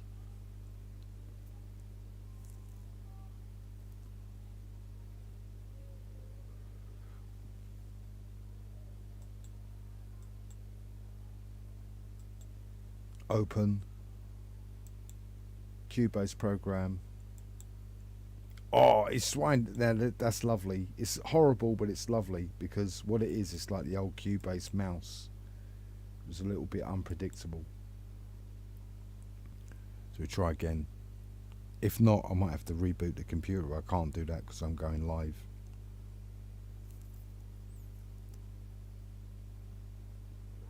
It's taking its time. It's not good when it takes its time, but there it is. So that's what it is. I used a 2.05 operating system, and it's a little bit unstable. So we just go into it again to see what program we're using. And as you can see, it doesn't say anything. This is Cubase 0.2. Desk. It's about Cubase, so we go about Cubase.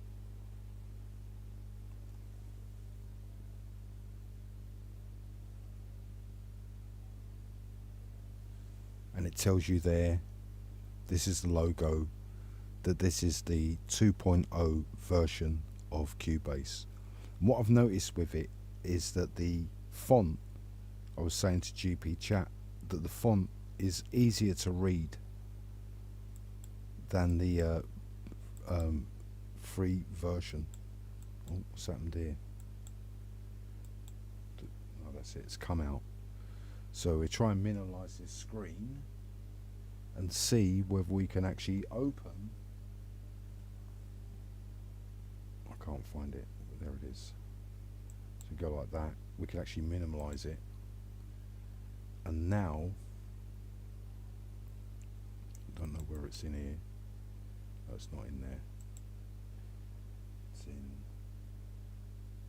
this one. No, it's not in there. Oh yeah, Steam.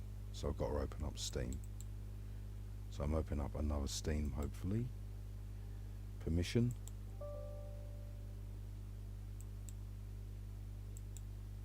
So this is the second Steam that I'm opening up. And now I'm going to put in the Windows 3 version in here, and we can do a direct comparison for the guys on the internet so they can see it. That's the wrong page. wrong directory. I think it's this one. No, wrong directory. So this is the directory, and we go down to V1. It's empty. We put it in there. Close it. We'll close it. Give it a fresh start. So it's all gone back to fresh.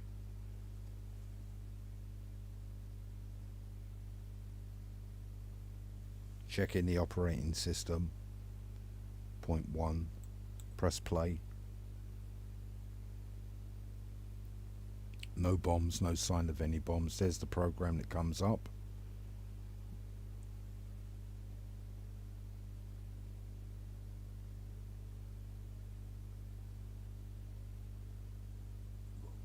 Find the Cubase program here.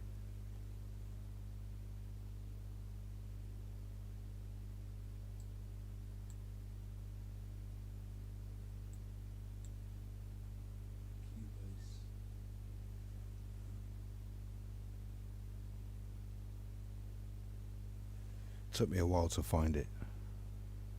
There it is. Open. Full screen. Missed it. No, I haven't. Look at that. Rave. That's what everybody used to see. That's the real deal.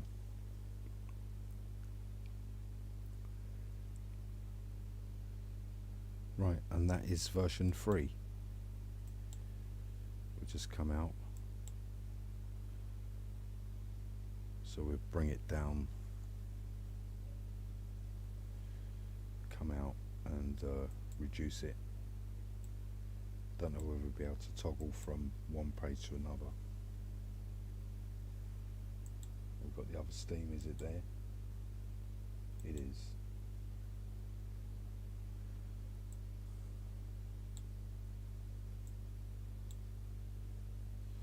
So if you look right at the font along here, you see the font is really like easy, and this is all in capitals. It's really highlighted. Can you see that? You can see the difference.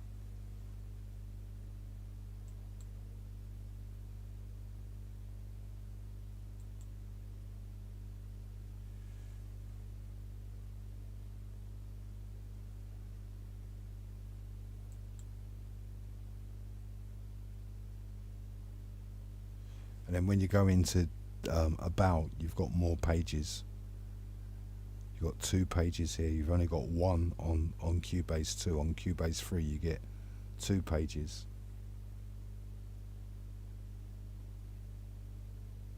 So it says your Atari, about Atari. So we do that one.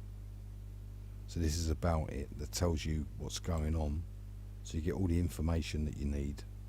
And then you get this one, which is the Cubase. Can you see? So it's got the Cubase logo. This hasn't got the Cubase logo. So we're looking at the differences. You see the script is exactly the same, like the credits, like you got 1, 2, 3, 4, the same there, same writing here, but the logo is different. Same size logo, same size everything. But with Cubase 3 you get the Cubase logo. With this one you get what you call retro logo.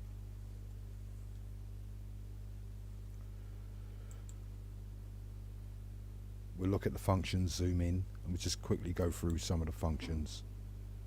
So we close that, see how quickly it closes, or whether you've got to go here to close it. It's not closing. Actually, it's not gone in. Oh, it has gone in, but it's not doing anything. There, well, you have to click on it. So you've got file, and it just says open, new, open, save, close, delete files, format, preferences, quit. This is the only one we really need to look at, and we can start really seeing the differences, because really there's hardly any difference. So Cubase are right about this. What it was is that people didn't believe it. So seeing it is believing it. So I think you have to click on that for it to go. So when you go in here, look, it's all big font, new window, open disk, save data, close window, delete files, format disks, preferences, printer setup, quick Cubase. So when you look at the font, it's much bolder. I know there's actual patches where you can change the font actually. I think I did see one, or I did have one. So go back, I hope I haven't closed it. So go back to, oh, what's happened? Oh no, please don't crash. Please don't crash. Whatever you do, don't crash. It just didn't like it on full screen, I don't think. So when you look at the fonts here, it's very mild. When you look, it just says new, open. So on the other one it says new disk, open disk, save disk, close disk, delete files, format disk, preferences. It's all in bold. So what it is with the 2.0, it's lighter. It's easier on the eye. And from what I can see, there's very, very few differences in what you actually get. So we go here, you get a few there, def arrangement. You get a few here with a metronome. You get all your functions, which is on-note quantizing. You got all your structures here, the same structures. The one I couldn't find is snap. I'm sure it had snap. So I'm not quite sure about this, whether the actual program is downgraded on Steam, so you don't actually get snap. I can't find global all, and you know, you could grab everything and get the cursors to work. And what I've noticed as well, you got left ear and right ear on the mouse, where on the other one I think you had to physically click it a different way. So this is Cubase version 3, and you can see it's all bold right in. You come here, there's still the frame here, bold right in, still the same here, metronome, everything there. Functions, still the same thing with the over quantizing, interactive quantizing. Structure, same thing, global split, everything like that. Edit, exactly the same, but it's the writing that is different. So I don't see whether there's any different functions between Cubase 2 and Cubase 3. Oh,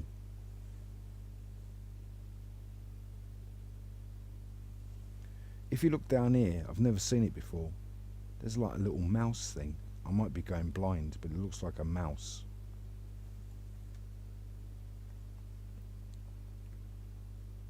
Never noticed it before. So we go into the other one.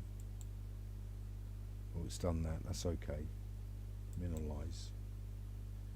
Just bring up again. And there's nothing in the transport there. I think the transport looks different. Let me just check the transport.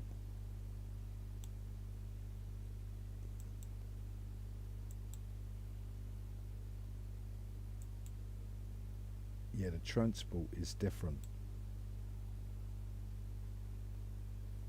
You got the same things here. Look, you got solo, blah blah blah blah. That one's in the middle there. That is there. I'm trying to.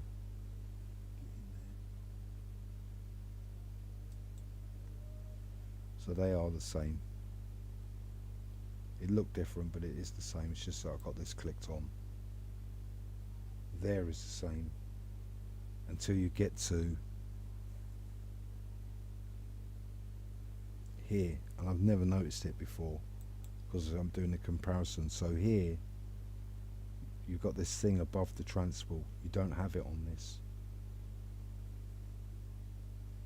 Maybe it's because I've got something clicked on. Let me just check.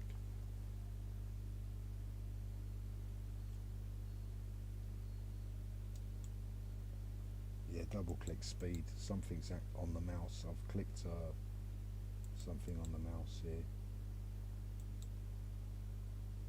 Aha. What it is the page is not refreshed properly. Let's see if I can do something about that.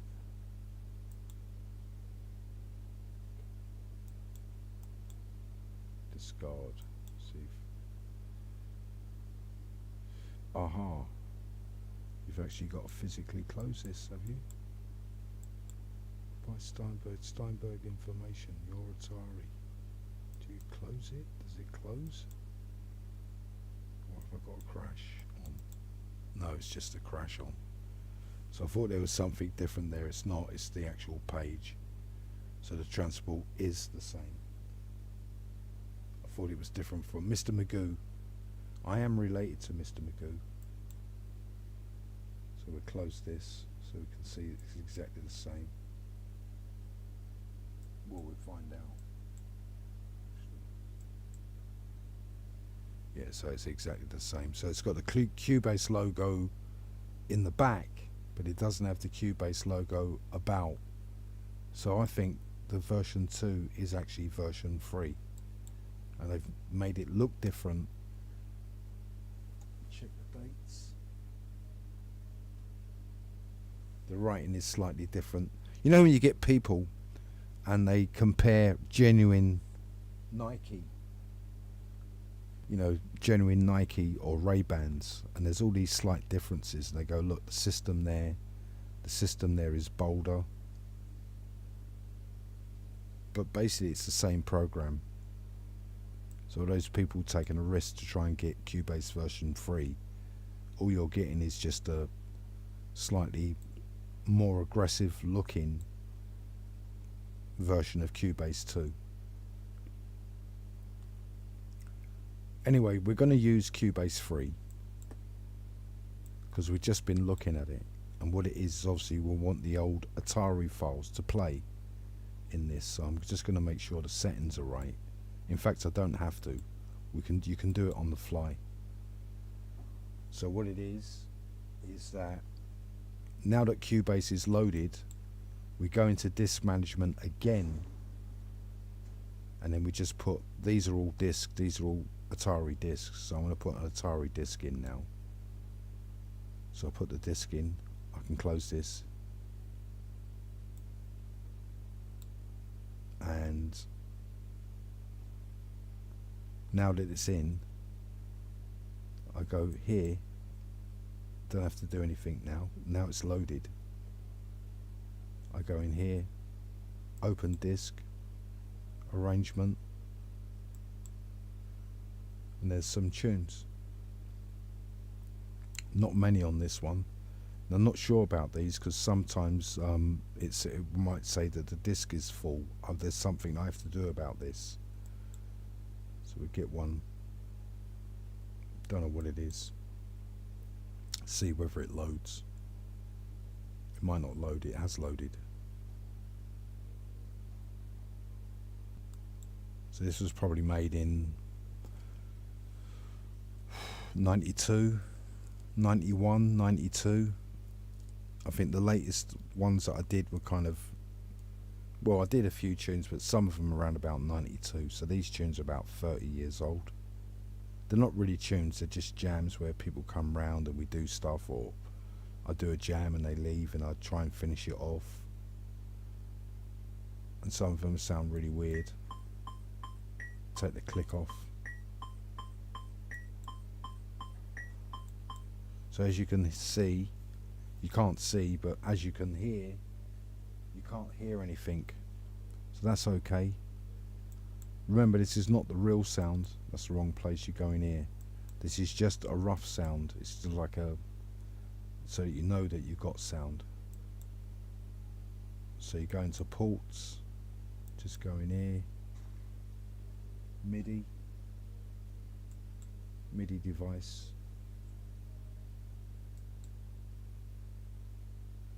I don't know where we need MIDI mapper. That's enough.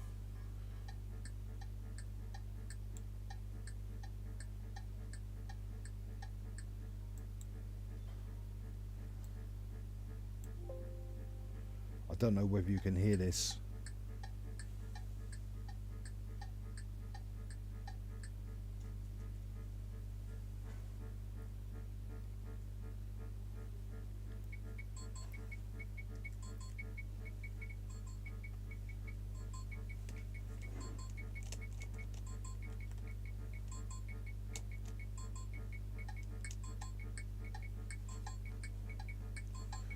Yeah, nice one, Jeff.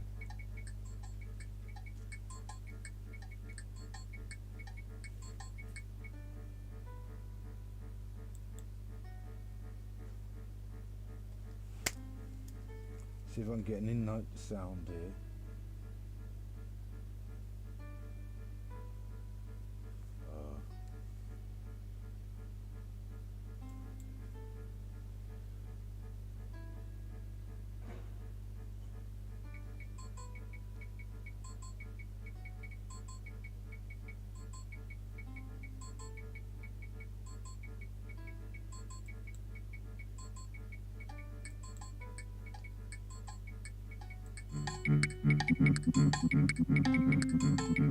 Rewind.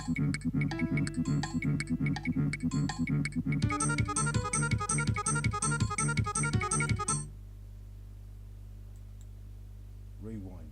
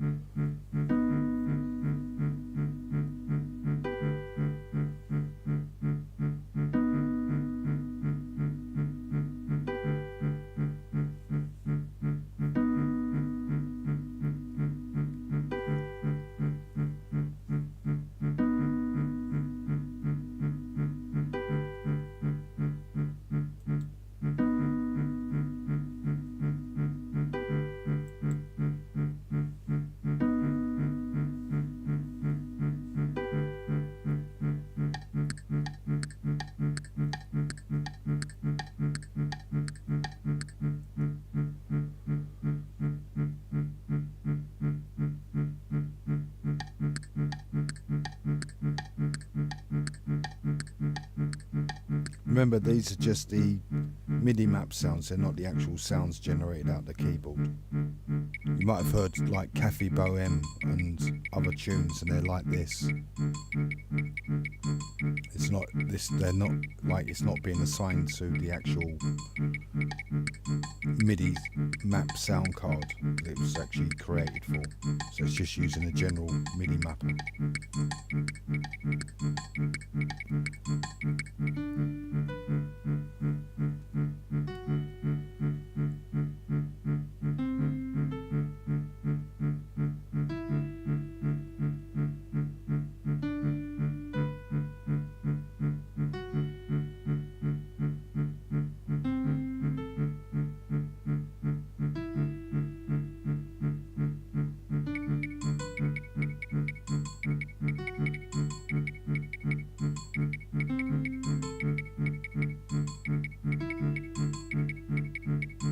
Some of these tunes I haven't heard for like 30 years.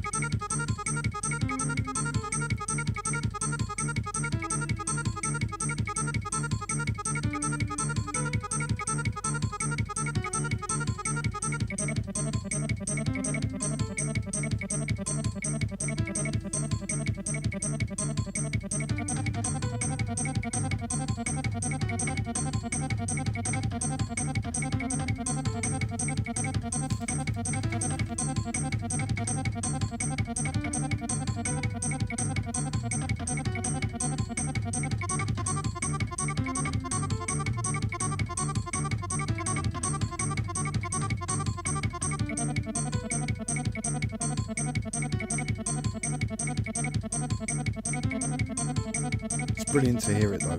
So good to hear it again.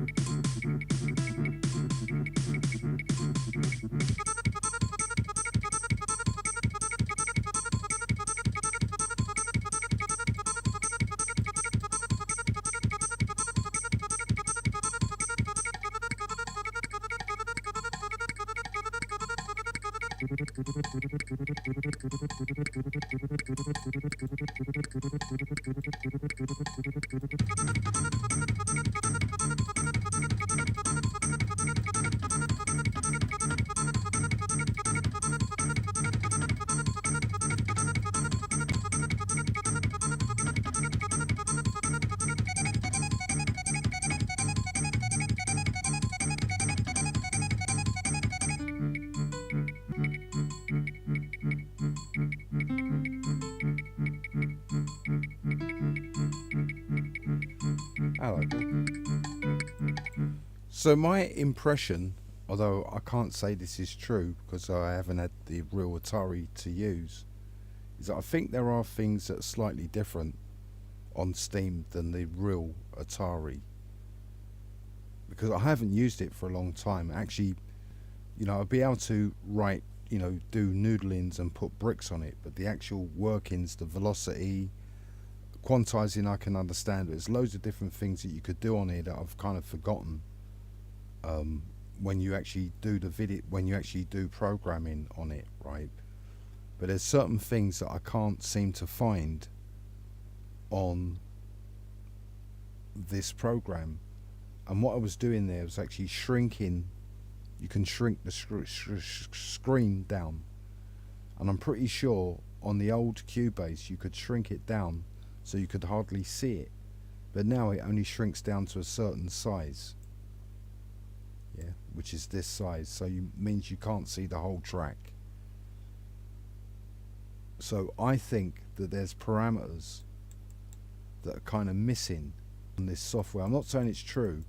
The other thing that I couldn't see was snap, although I'm not quite sure whether this had snap, but I'm pretty sure you had tunes like the sound of snap. It was all before Windows PCs and all of that, and that's where it came from. So I can't find snap to cursor or snap to this, so I'm not quite sure whether this is actually right because it's been so long. And the other thing as well is obviously I've been using a different kind of Cubase as well. I've been using Cubase SL, or the modern Cubase, so maybe it's on there. So when I've looked in here, I was looking for, I found select all. So what it is that you could minimize the whole screen so you could see the whole song. You press select all, you do that, you select all, and you click another button and the cursors will match the song. It's in order to speed up writing and getting your loops right and making sure they're in time. And I can't find the button. I might ask GPT chat another day to find out where it is, and I can't seem to find it. It's like global, it can't be global cut, it can't be global split, it can't be global insert.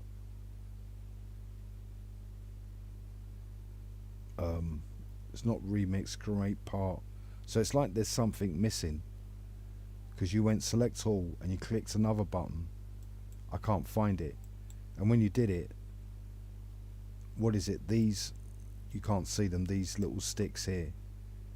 It's for when you want to loop the track. So when you do it on this, you got to do right click for that cursor, or left click for that cursor, and right click for that cursor. And you've got physically, so the problem is when you drag them, you're so used to using the right finger to drag, left finger to drag, so you've got to use the right finger to drag, and as you can see, it's not going along that well. Look, it's chugging, it's not really, that's it. Once it's moving, it kind of goes a little bit better, but mind you, we've had like 20 years of using modern Cubase, so sometimes we forget how slow this is. But another way of speeding it up, obviously, that it'll still keep doing it until you stop. So what they've done is they've programmed it to be really sticky. They don't need to do this. This could be fixed. They don't, you don't need it. Like, you could have the same program but have it to run exactly how people wanted it to run in the olden days, which would be effortless. So instead, what they've done, they've kind of made it still difficult to use. Really slow, cumbersome, sticky keys, as you can see. So you can't move on the fly. It's all disjolted. It's like, so what I'm doing is trying to get the cursor to go to the end of the track, because normally when I do a tune, I kind of do them where they loop. So when you get to the end of the track, look, see, this is really difficult. I can't remember it being this difficult to do. And as you can see, the left and right cursor are both there, So I've got to do right cursor here. Yeah, right cursor there, and I've got to go all the way back. And this takes ages. It won't slide back when you're at this small speed. So you've got to make it bigger. And then you've got to do left ear to make it bigger. So it's all sticky keys. It's all, you know, going back to how slow. Well, when it first came out, it wasn't slow. It was cutting edge, obviously. And then you've got to click left ear here. And if you click anywhere in that area accidentally, you'll lose it. There's no lock button. You can't lock that in. And so what does that mean? So you press loop or cycle. So when you're at the end of the tune,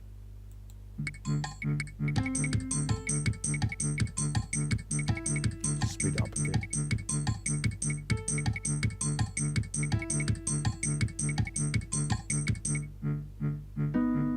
So it goes back to the beginning, which is what I used to do. When we used to have a jam, we'd have it like that. You could jam, we'll put music over the top. Maybe some guy might try and do a weird solo, just leave it in the background, and this was kind of loop. It would be perfectly looped. So a lot of the tunes that I did were perfectly looped. So what I'm going to do is save. It's looped now. Save. Because what I noticed is when I uploaded the discs, none of them were looped, and I always kept them looped. Mind you, some of the recordings I unlooped them, actually, it's still the truth. So you go back to arrangement. This is what this tune is called. You check up here. Actually, it's a def arrangement. You go OK. Replace. And that should remember the loop. Still trying to save. It's old school. It saved it. So we close that. We close window. Discard.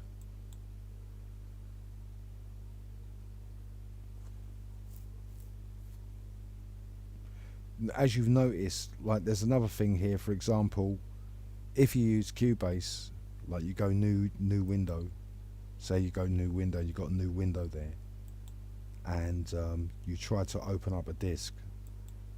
That new window, this new window might actually stop you from loading a disk, because that's actually taking up memory. So the other thing you do when you're doing that, always close this window, particularly if it's got tracks in it, because I think you can still do it. Open.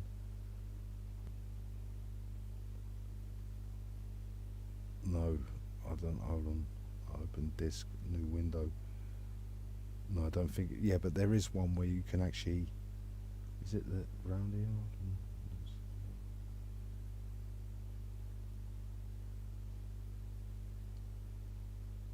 Where you open up the arrangement.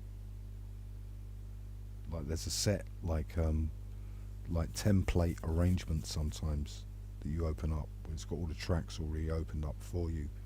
So when you're trying to load tunes, you delete that in order that you've got a little bit more memory. Anyway, so we had a look at that disc. We look at a different disc. I haven't remembered the discs, so we just looked at the first one. Go down here because some of them are the same or similar, because what it is that I used to save the same track on different discs. So we go in there, you can close it.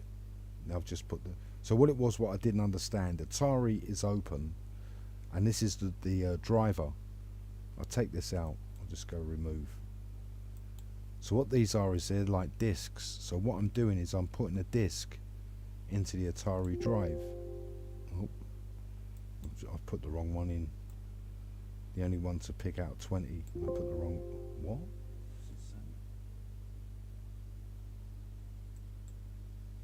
It's not allowing me to put some of these in. I must have picked the wrong ones. Imagine. Let me try another one. Yeah, I've picked the wrong ones because it's live. When it's live, everything goes wrong. So I can close that.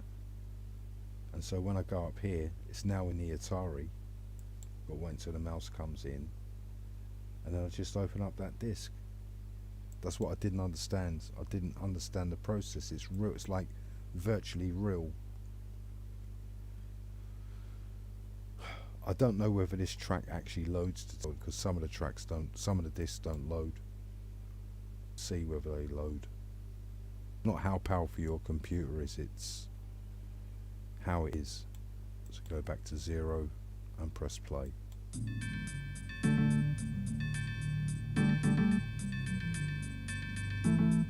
Oh, this is great.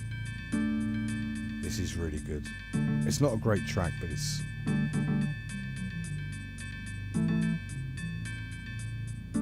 What I'm going to try and do, the cat is right where I want to be.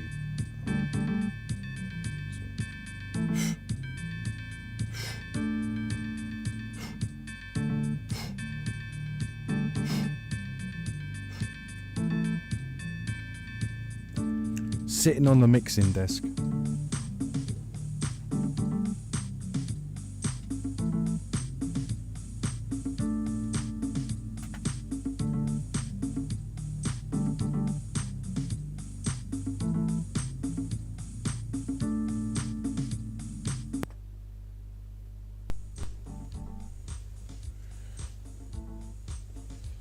I can hear it myself now, but I can't hear me.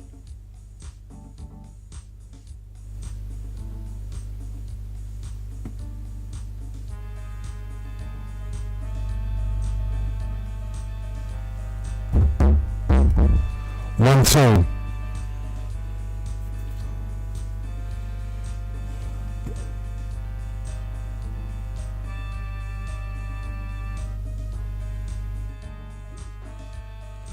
One, two. One, two.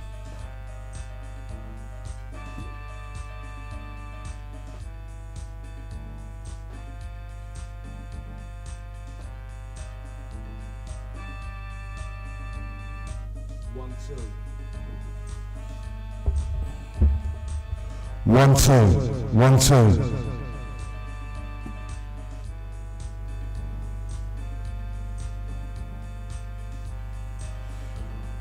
One, two.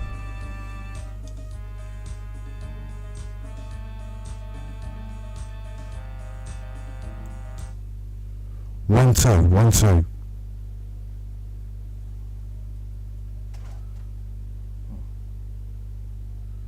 That had to open, that's okay. Bring this down. It's going to be a rewind. 1, 2. 1, 2. Let me try.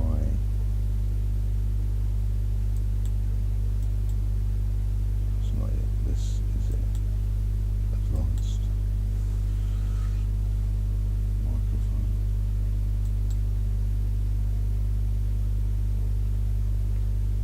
Hope it's not too loud. Turn it down.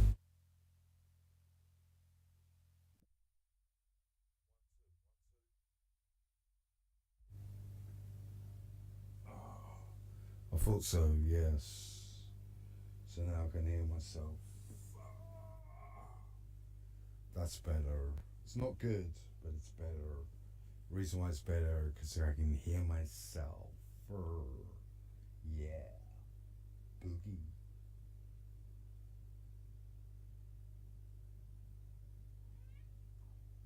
You hear the cats. Moaning. Food. Yeah. Excuse me. I better get him some food.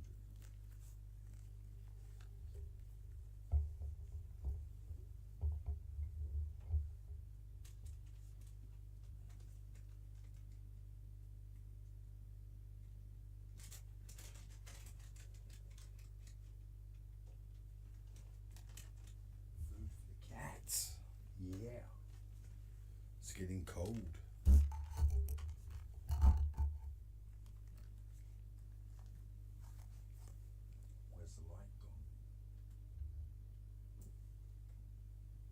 Turned off.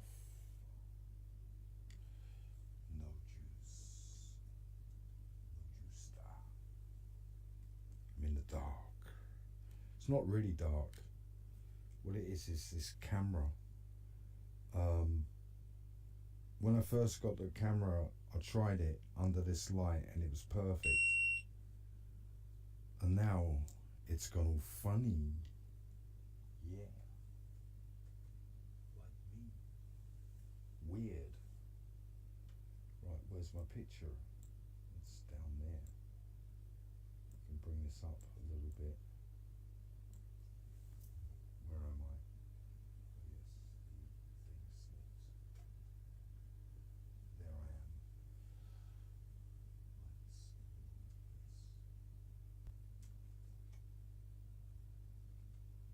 Let's get down, Shep.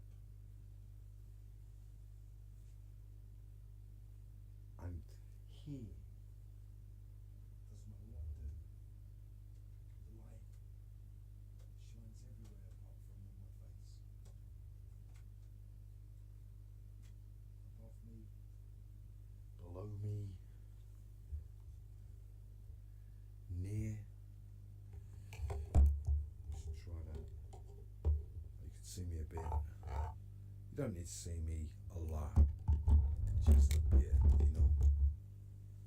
So you can see where I am. It's enough.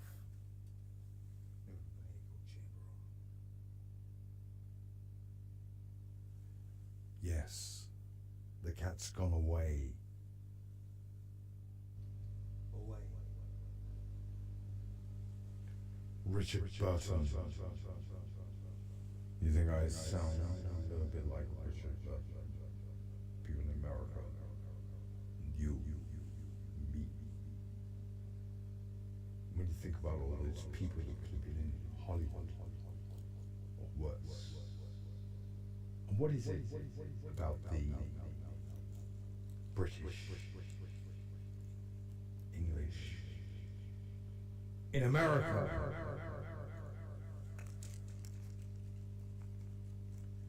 They're always the bad guy.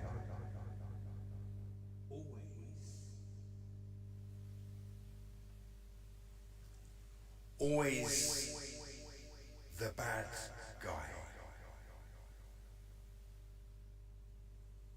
Never good, but funny. Funny. That's when you're in England, then the bad guy is German or Russian. And when you're in China, the bad guy is Japanese.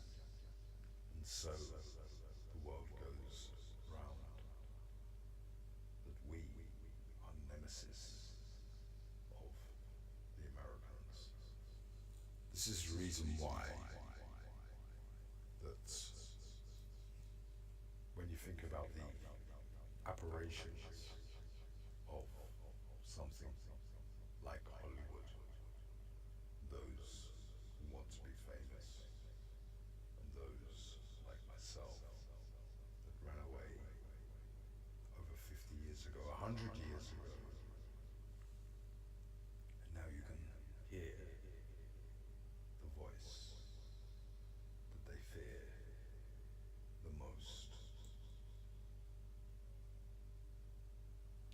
So we're going to do a rewind on this, guys.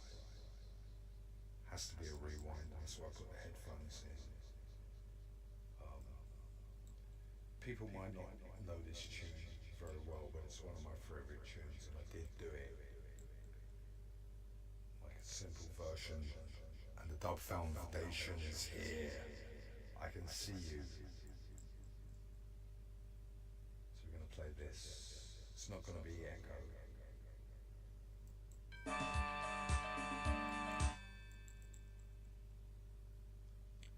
See him with a double click. Yes. Double click takes it to 0. You can do full screen perhaps. Just double check. OBS.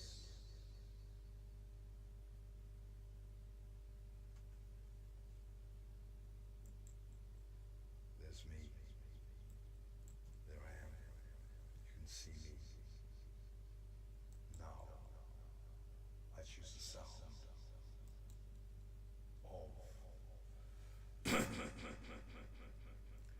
Frankie Knuckles, and one of the best tunes of that era, 1988 Seoul Olympics. Butch Reynolds breaking the world record.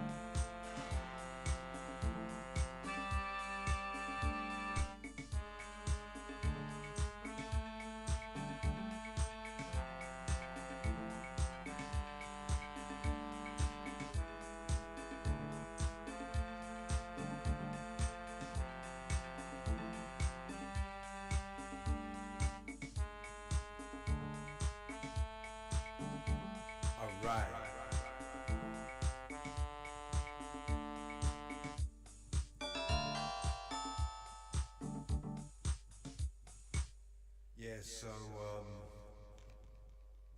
sometimes people, you know, they ask me, what was one of my favourite tunes, and it has to be Frankie Knuckles. What about this? 1988-ish. I distinctly remember being on the escalators at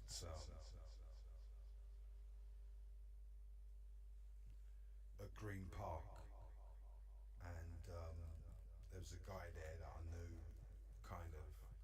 He had a Walkman's on, and trying to change the track, cassette, and the cassette came out.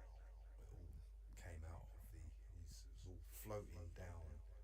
The cassette tape was floating down the escalators, and during the 1988 Olympics, and then they had the 100-meter final when Ben Johnson cheated. Nobody knew that he cheated at the time. No one could believe that he ran that fast. And so it was that era, because I was really into it in those days, 1988, 1989, and then I had the track. And I've always said that it was like the perfect track. I still listen to it. It's always on my playlist. So way back.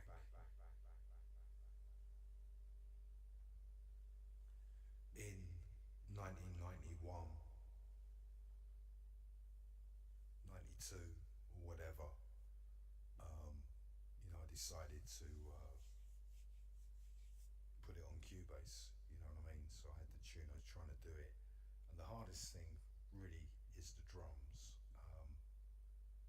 Remember, I'm just using a keyboard. I'm not like the other guy in Australia with the facilities of using samplers and all of that they used. We were just doing bare bones, brick for brick, note for note recording on these. Now remember, when you hear this, you're hearing it the same way. You're hearing it on a MIDI mapper. This is not how it actually sounds. When you put it in the keyboard, it will sound slightly different, but it will sound slightly the same because it's all the same notes. But the notes will be assigned to the right instrument, so you might hear something, it sounds like a trumpet, there might be something else on there, so this is one of those tunes. And we're on Cubase 3, so it says close window, doesn't say close, discard, it's already saved. And the best thing about this is that you ain't going to damage the discs. Once they're on here, the only way they're going to get damaged is if something happens to the computer. If you've got them saved somewhere else, nothing's really going to happen to them. So we had a look at that one. They're not all going to be like bangers, and sometimes they might not even load. Okay, so we look at Moon 2, see if it loads. Sometimes they don't load. You never know, it might not load. It could load, it might not. So there's another tune here, I don't know what it is. I know what it is, but I can't remember it, so I do know the tunes. I'll tell you if it's good. Dub's Foundation, Dub Echo. Okay, let's see, we got Equal to Conquer. Talcom. First you had Yellow Man, now you have Talcom. Talcom Harlem.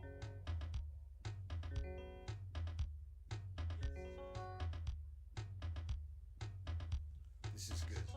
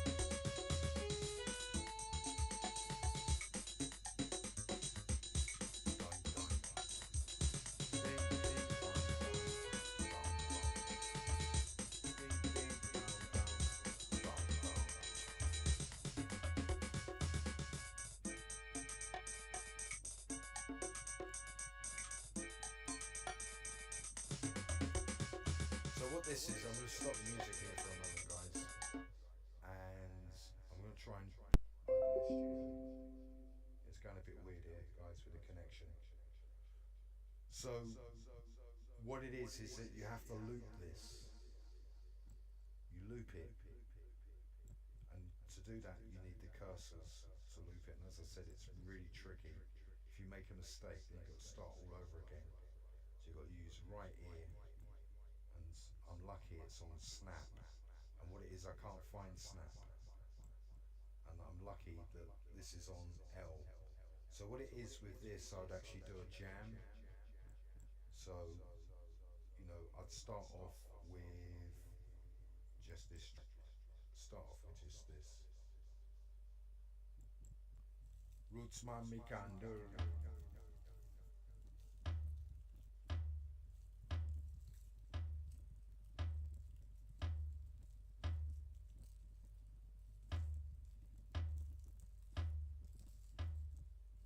Trying to think of a tune.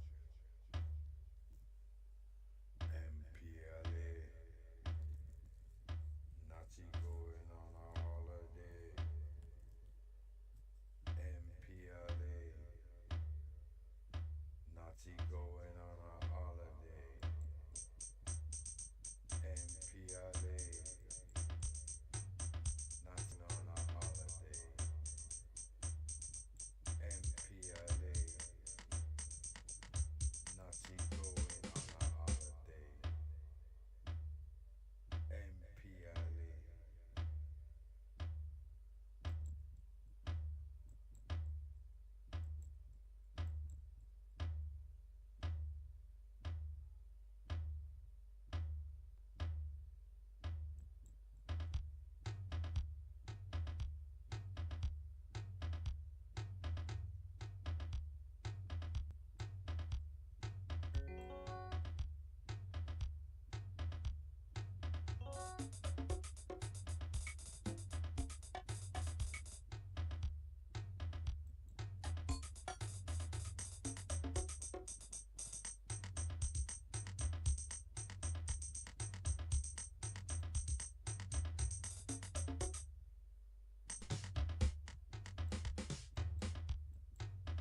So what it is with these is they were short loops. Wow, sounds like a soca beat. It's drum and bass. What it is because it's on MIDI mapper, you can't really hear it as drum and bass. But it's obviously, as you can hear, when some people did drum and bass, it was kind of really straight. I've got a few tracks. I've got a few tracks where, you know, it's really straight drum and bass, like just like unch, dum. I've got a few like that, but obviously when I did it and when I was working with a few other guys, they went on to do a thing called trip hop. You may have heard of trip hop. So what it is they helped me get this triplet, as I was talking about in music, and it's really difficult to do it on MIDI. To do a triplet in MIDI, you have to sometimes change the beat to 6/8. Obviously this is in 4/4, but you might have to use 6/8 in order to get the triplets. And when you've got the triplets going, what you're going to do with the beat, so in the end you're going to be going, you know, and it's not 4/4. So yeah, so we just concentrate on the beat for the guy.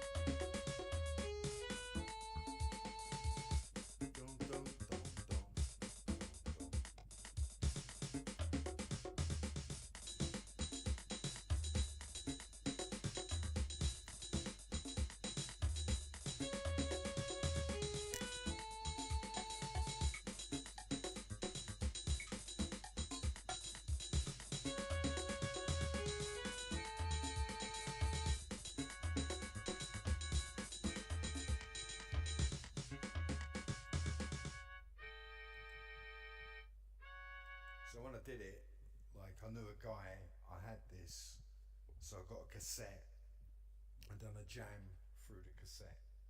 So this is not actually like a written song, it's like a jam sequence. I've done a few of these. And so you do it live. You learn the things you want to mix in and out of the track. And, so I did it on cassette and now I've got the thing again. So that was Moon. PPP, we try that. Some of them might crash. Sometimes happens. It says not enough memory. It sometimes happens, and I've got to try and get this sorted out. I think what happens is you might have to try and take the track and put it on a separate disc because they're sometimes overloaded.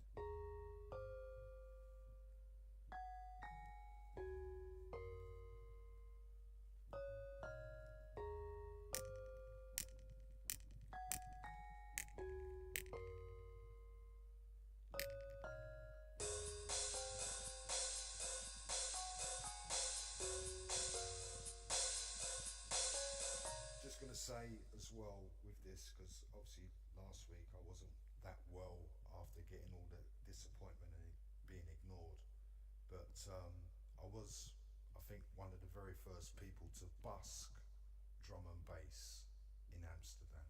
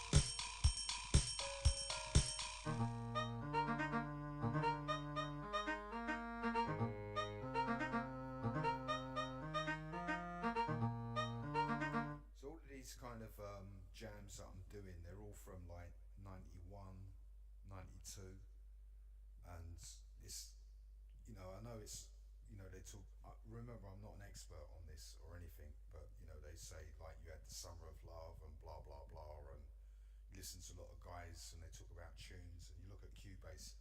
This version of Cubase came out in 1991, so so it was around about that time. So what it is a lot of the stuff that we did is kind of happy house. Remember, we haven't got samplers and synthes. All I've got is a keyboard and Cubase. So when I do these tunes, there were keyboards, and I did have one, and a guy came up and stole it, basically. So there are keyboards out there with enablers on them, where you can actually, press a button and all the drums come out and all of that. So all of this is handwritten. Every single note is written by hand. There's no enabling in any of these tracks. And I did have a computer, I might get one again, where you get a kind of enabling keyboard, where you press the drums and it makes the drum sound, and it will just go into Cubase. People have got samplers as well. I might eventually look into that as well, because that's really how you can really write some really good tunes on it. When I saw the guy in Australia and he showed you how he did it with the samplers, it's just like unreal compared to what I'm using, what I'm showing you. This is the very first track. When I got it running, this is the very first tune that I played. I'm not going to go through all of them because it's like 100 tracks.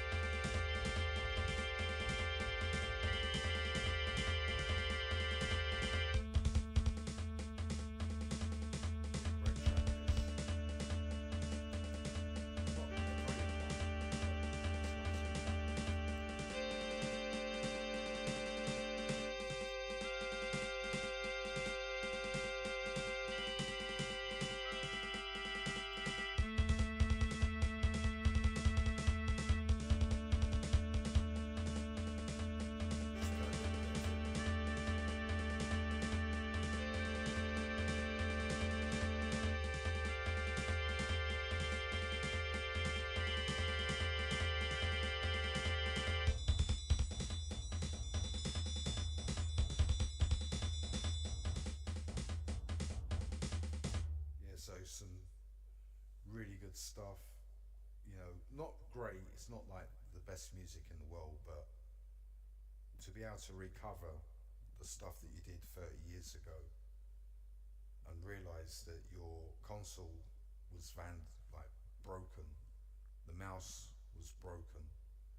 I tried to go on eBay and buy another console. I couldn't get it. I tried Steam over many years, and I went, this time I'm determined to crack it.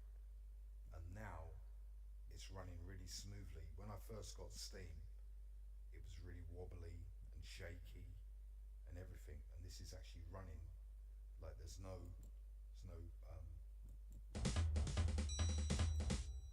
latency. You expect when you use something like virtualization, Windows XP, then there's latency. There's no latency in this at all, really. You know, when you compare it to the real Atari, in some cases it's really smooth. Like when it goes across the screen, it's really smooth. But then what they've done is they've put kind of the old limiters on it, so that when you try to use the navigation and all of that, it's really slow and cumbersome how it used to be. In fact, I think slower than what it used to be. So they could change that and make it really, really smooth and easy to use. I think that's what the next stage of this actual software should be. You know, you don't need it to be that chuggy. You know, it's a kind of limiter that they put on it. You don't need that anymore. They could virtualize that out and make it easy to use. But the actual transport, because what it is, you're moving memory.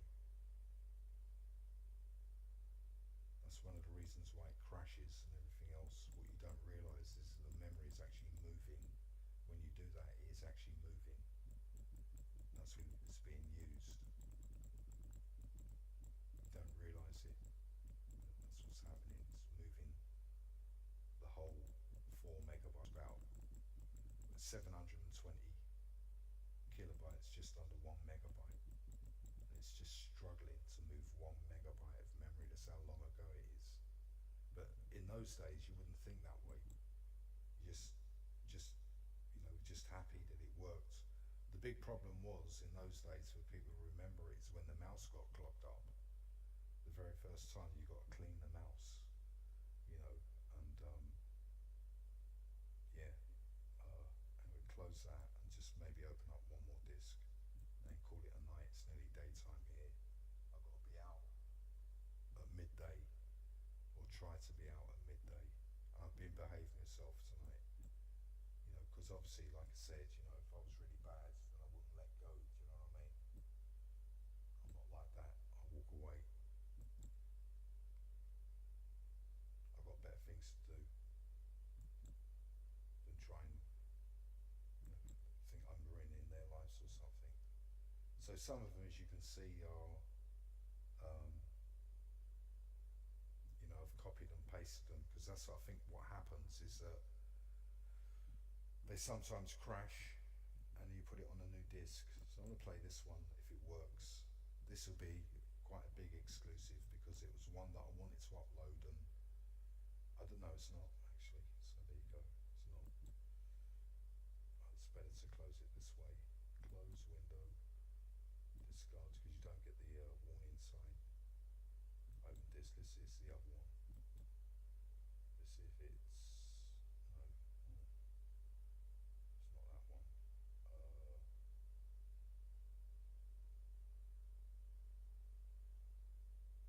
Oh yeah, I think I already done. I think I've uploaded that one. I think I uploaded this one to YouTube. I'm not. I can't. Not saying I am. It might be. See very quickly. It could be Frankie Knuckles again. Let's listen. Oh. Yeah, I uploaded this onto YouTube many years ago.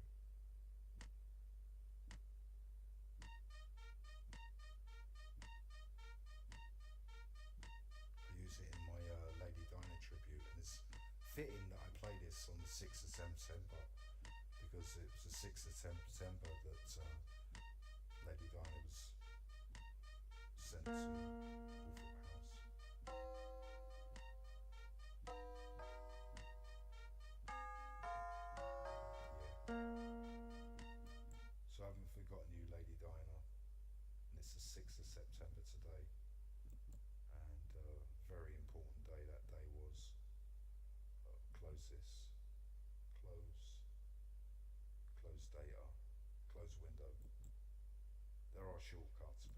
shortcuts means leaning over the desktop and looking for the buttons. So let's have a look down here, see if there's anything here. Oh yeah, so this one, I've already uploaded this one on both sites, but now you can hear the actual original bare bones of this, if it works. Because sometimes you do this and it won't load, it can crash, it means you might have to boot the whole thing again. What I don't want to do is actually reboot it. Yeah, so this one I've already uploaded. I uploaded it about a month ago, and this was my pining to get back to Cubase, and now I've got the original again, so I can do a fresh upload with a clean sound. The other one was taken from cassette, believe it or not.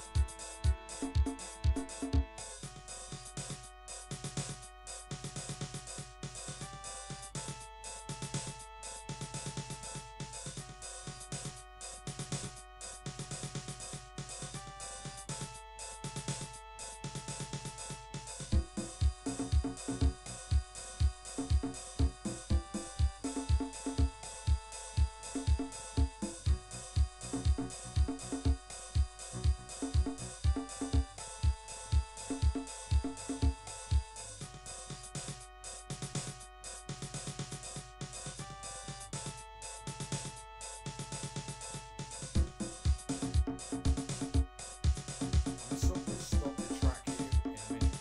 Stop it right here. So what it was is that, you know, I'm a bit of a geek. I wouldn't say I'm a full geek, but I can be a bit. Anyway, so what it is that there's an availability to change the speed of the BPM. I'll put the click track on. I'll rewind it so you can hear the click. You should be able to hear it.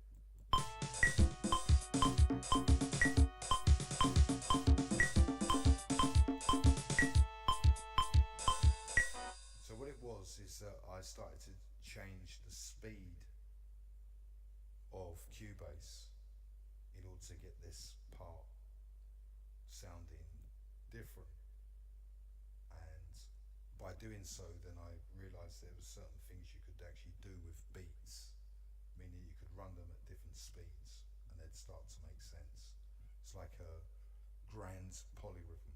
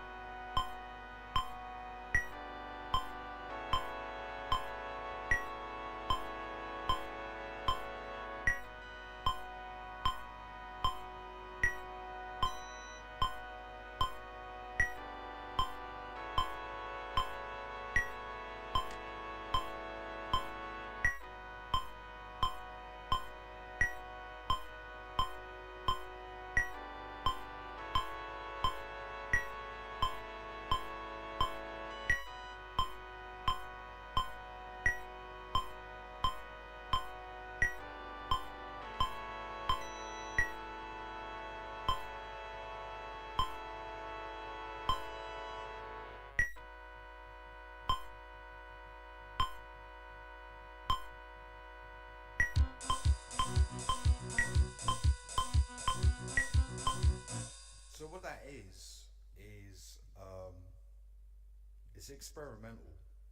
Obviously, when you put the click track in, you can hear it.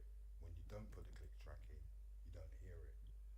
But after doing this experiment, I began to realize that you can run different speeds of music, and you can make it work. It is possible to do it. And this track, what it is, it's the I'll take off the echo. When you look in cars, I'm no expert on machines, but you have cars and have a thing called a camshaft. And what it is with a camshaft, it's not actually cylindrical. It's kind of um, I haven't got anything here to describe it. I have got something a little bit similar. I have to look in the screen. It won't look exactly the same, but it might have the same principle. If I can come out of here, because when you're in a virtual screen, you have to keep popping out. So a camshaft is kind of, oh, I don't know whether that's actually right, but anyway, it's kind of like a teardrop, right? And what it does in the machine, it goes around the long bit, and as it gets there, it speeds up because it's this shape, like that, like a pear shape, is a camshaft. So with music, you can do the same thing. You can create these pear shapes, and they begin to start matching. Just gonna come out of this here. Escape should come out. So you can run music at different speeds and make it work. And I did a few experiments where I showed that it was possible, and it has to be quite subtle in some cases. So this is what it is with this particular. That's why I did it. I'm rewinding too far. So what I'm going to do is play it without the click track, and you won't be able to hear.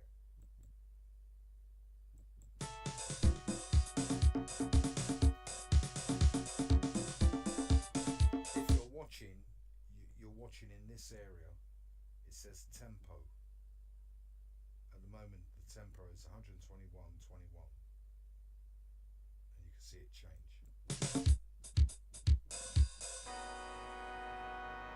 Down to 48, up to 76.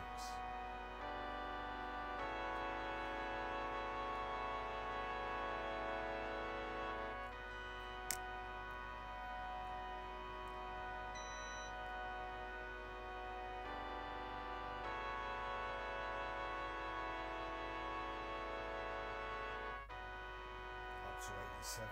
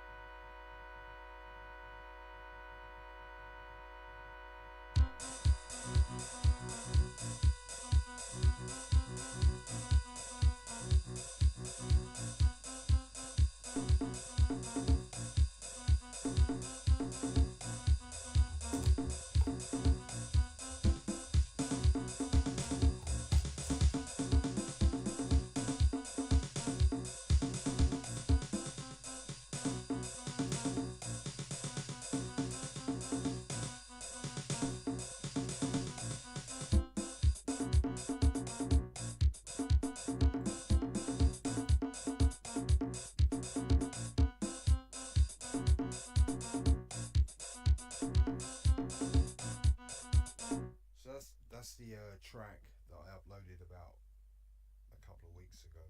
We can actually find it so you can actually hear it. If I can play it, maybe it come out. I don't know. Hopefully it does. If we go on YouTube, we go here. We should be on YouTube somewhere. We are on YouTube here. So if I go to my site, your site, go to videos. I actually show you the actual, so you can see it here. So this is the same tune. This is actually on the Atari that I had, so you can actually see it on the original Atari. And it doesn't sound like that because I got it on speed.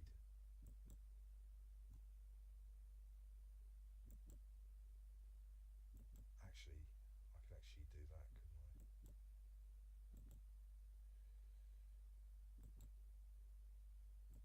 So you can actually see it.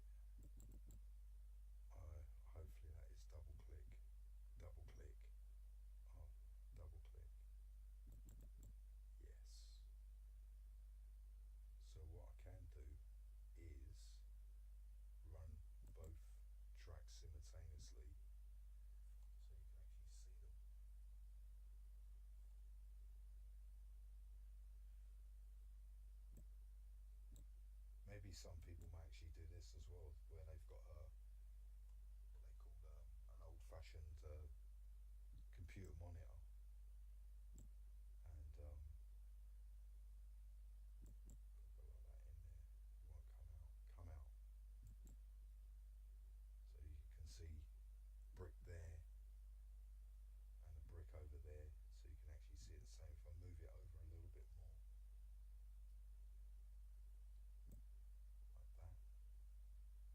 so you can see the screen go like that, come out.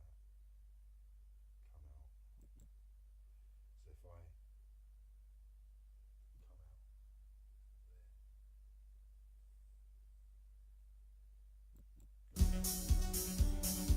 stop the track.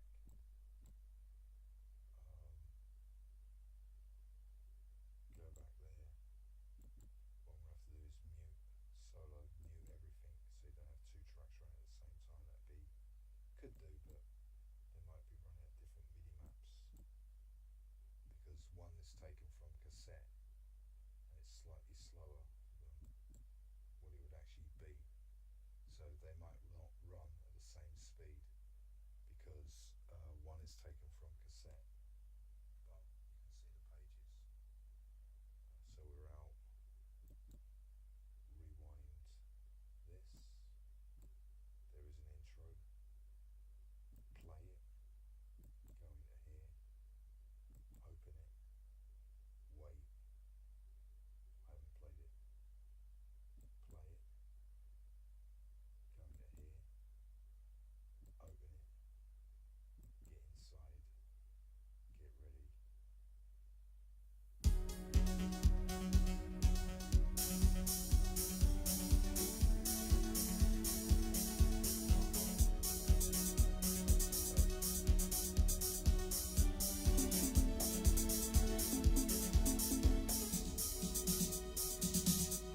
Start buttons weren't at the same time. So just the last time, I'm not going to carry on doing it. Just do it just the once. Make sure it's playing. Pick the track. It's right. Double click test. No double click. There's a double click. Wait.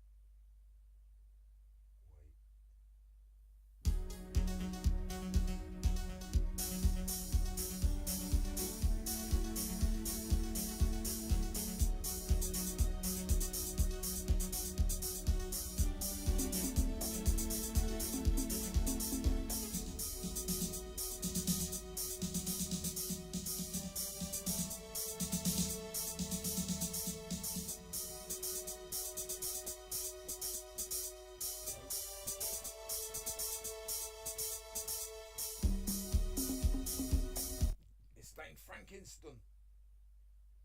In Klunten unter den Badiden den einsten riechen Baden. Double click. Not double clicking. Double click. It's not double clicking. It's not double clicking.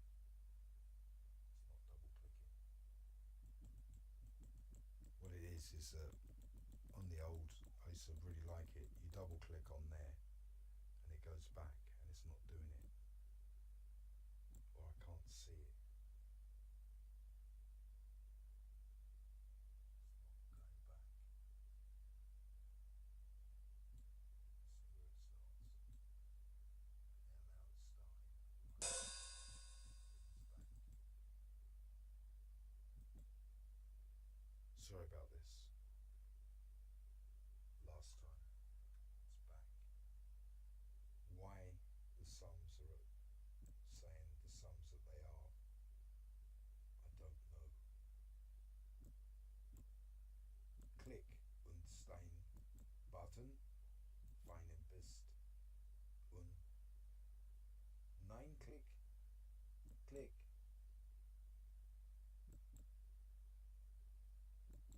Plan.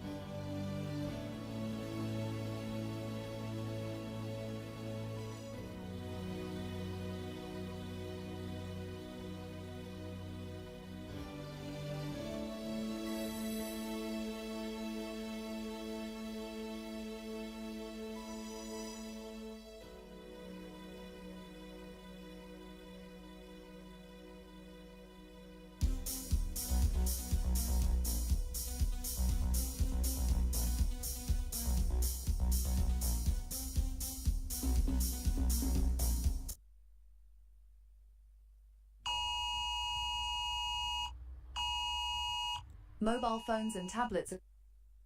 Yeah, so this is part of the modern system that we're in. This new modern system of crash and unexpected. I saw it the other day with a guy who goes, my lead's broken. I'm going, yeah, well, maybe they can start doing things like that now. I'm not saying they can. I'm saying there is a possibility of this.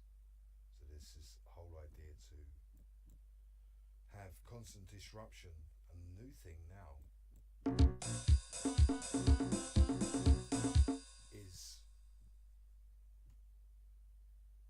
you know, I saw it today on YouTube and I wanted to watch a video and it said you can't watch it unless you take your VPN off.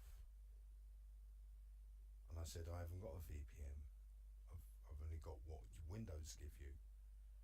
So I got in contact with GP Chat and I asked GP Chat about it and he said, oh yes, well sometimes people do this not to maintain a smooth image. Yeah, well this is what it's all about, because we now live in a world where everything's perfect, but yet they cannot allow. We're really in a strange area, guys. I'm just going to check on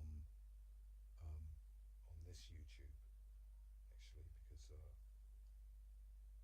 really entering a strange world of what you could call invisible escalation, meaning that things are beginning to escalate, but they're not telling us. But it's subliminal, meaning that you can feel it. There's an undulation that something might not be that good. And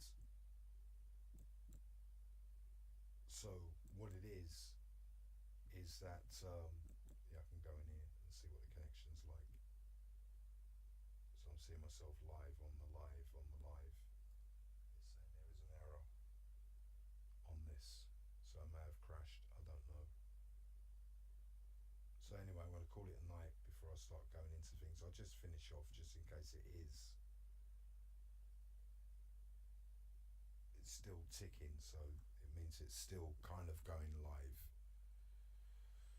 So what it is for the guys out there is that we are slowly moving into this, what you call invisible escalation, of that things are beginning to escalate, but they're not telling us.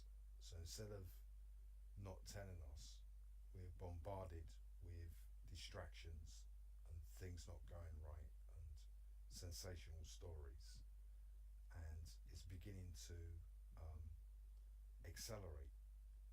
And so what we're beginning to see, and what I've said in a lot of videos about this, is you've got the great contradiction. That means that they're going to say something that's going to be so contradictory that it doesn't make sense. And so you've got the great contradiction, and then it will be, that will probably end up as being the final contradiction. And that final contradiction will be that people will no longer tolerate what they are telling us. And so behind the scenes, we expect that there is great escalation is the word that they use. Okay guys, thanks for watching.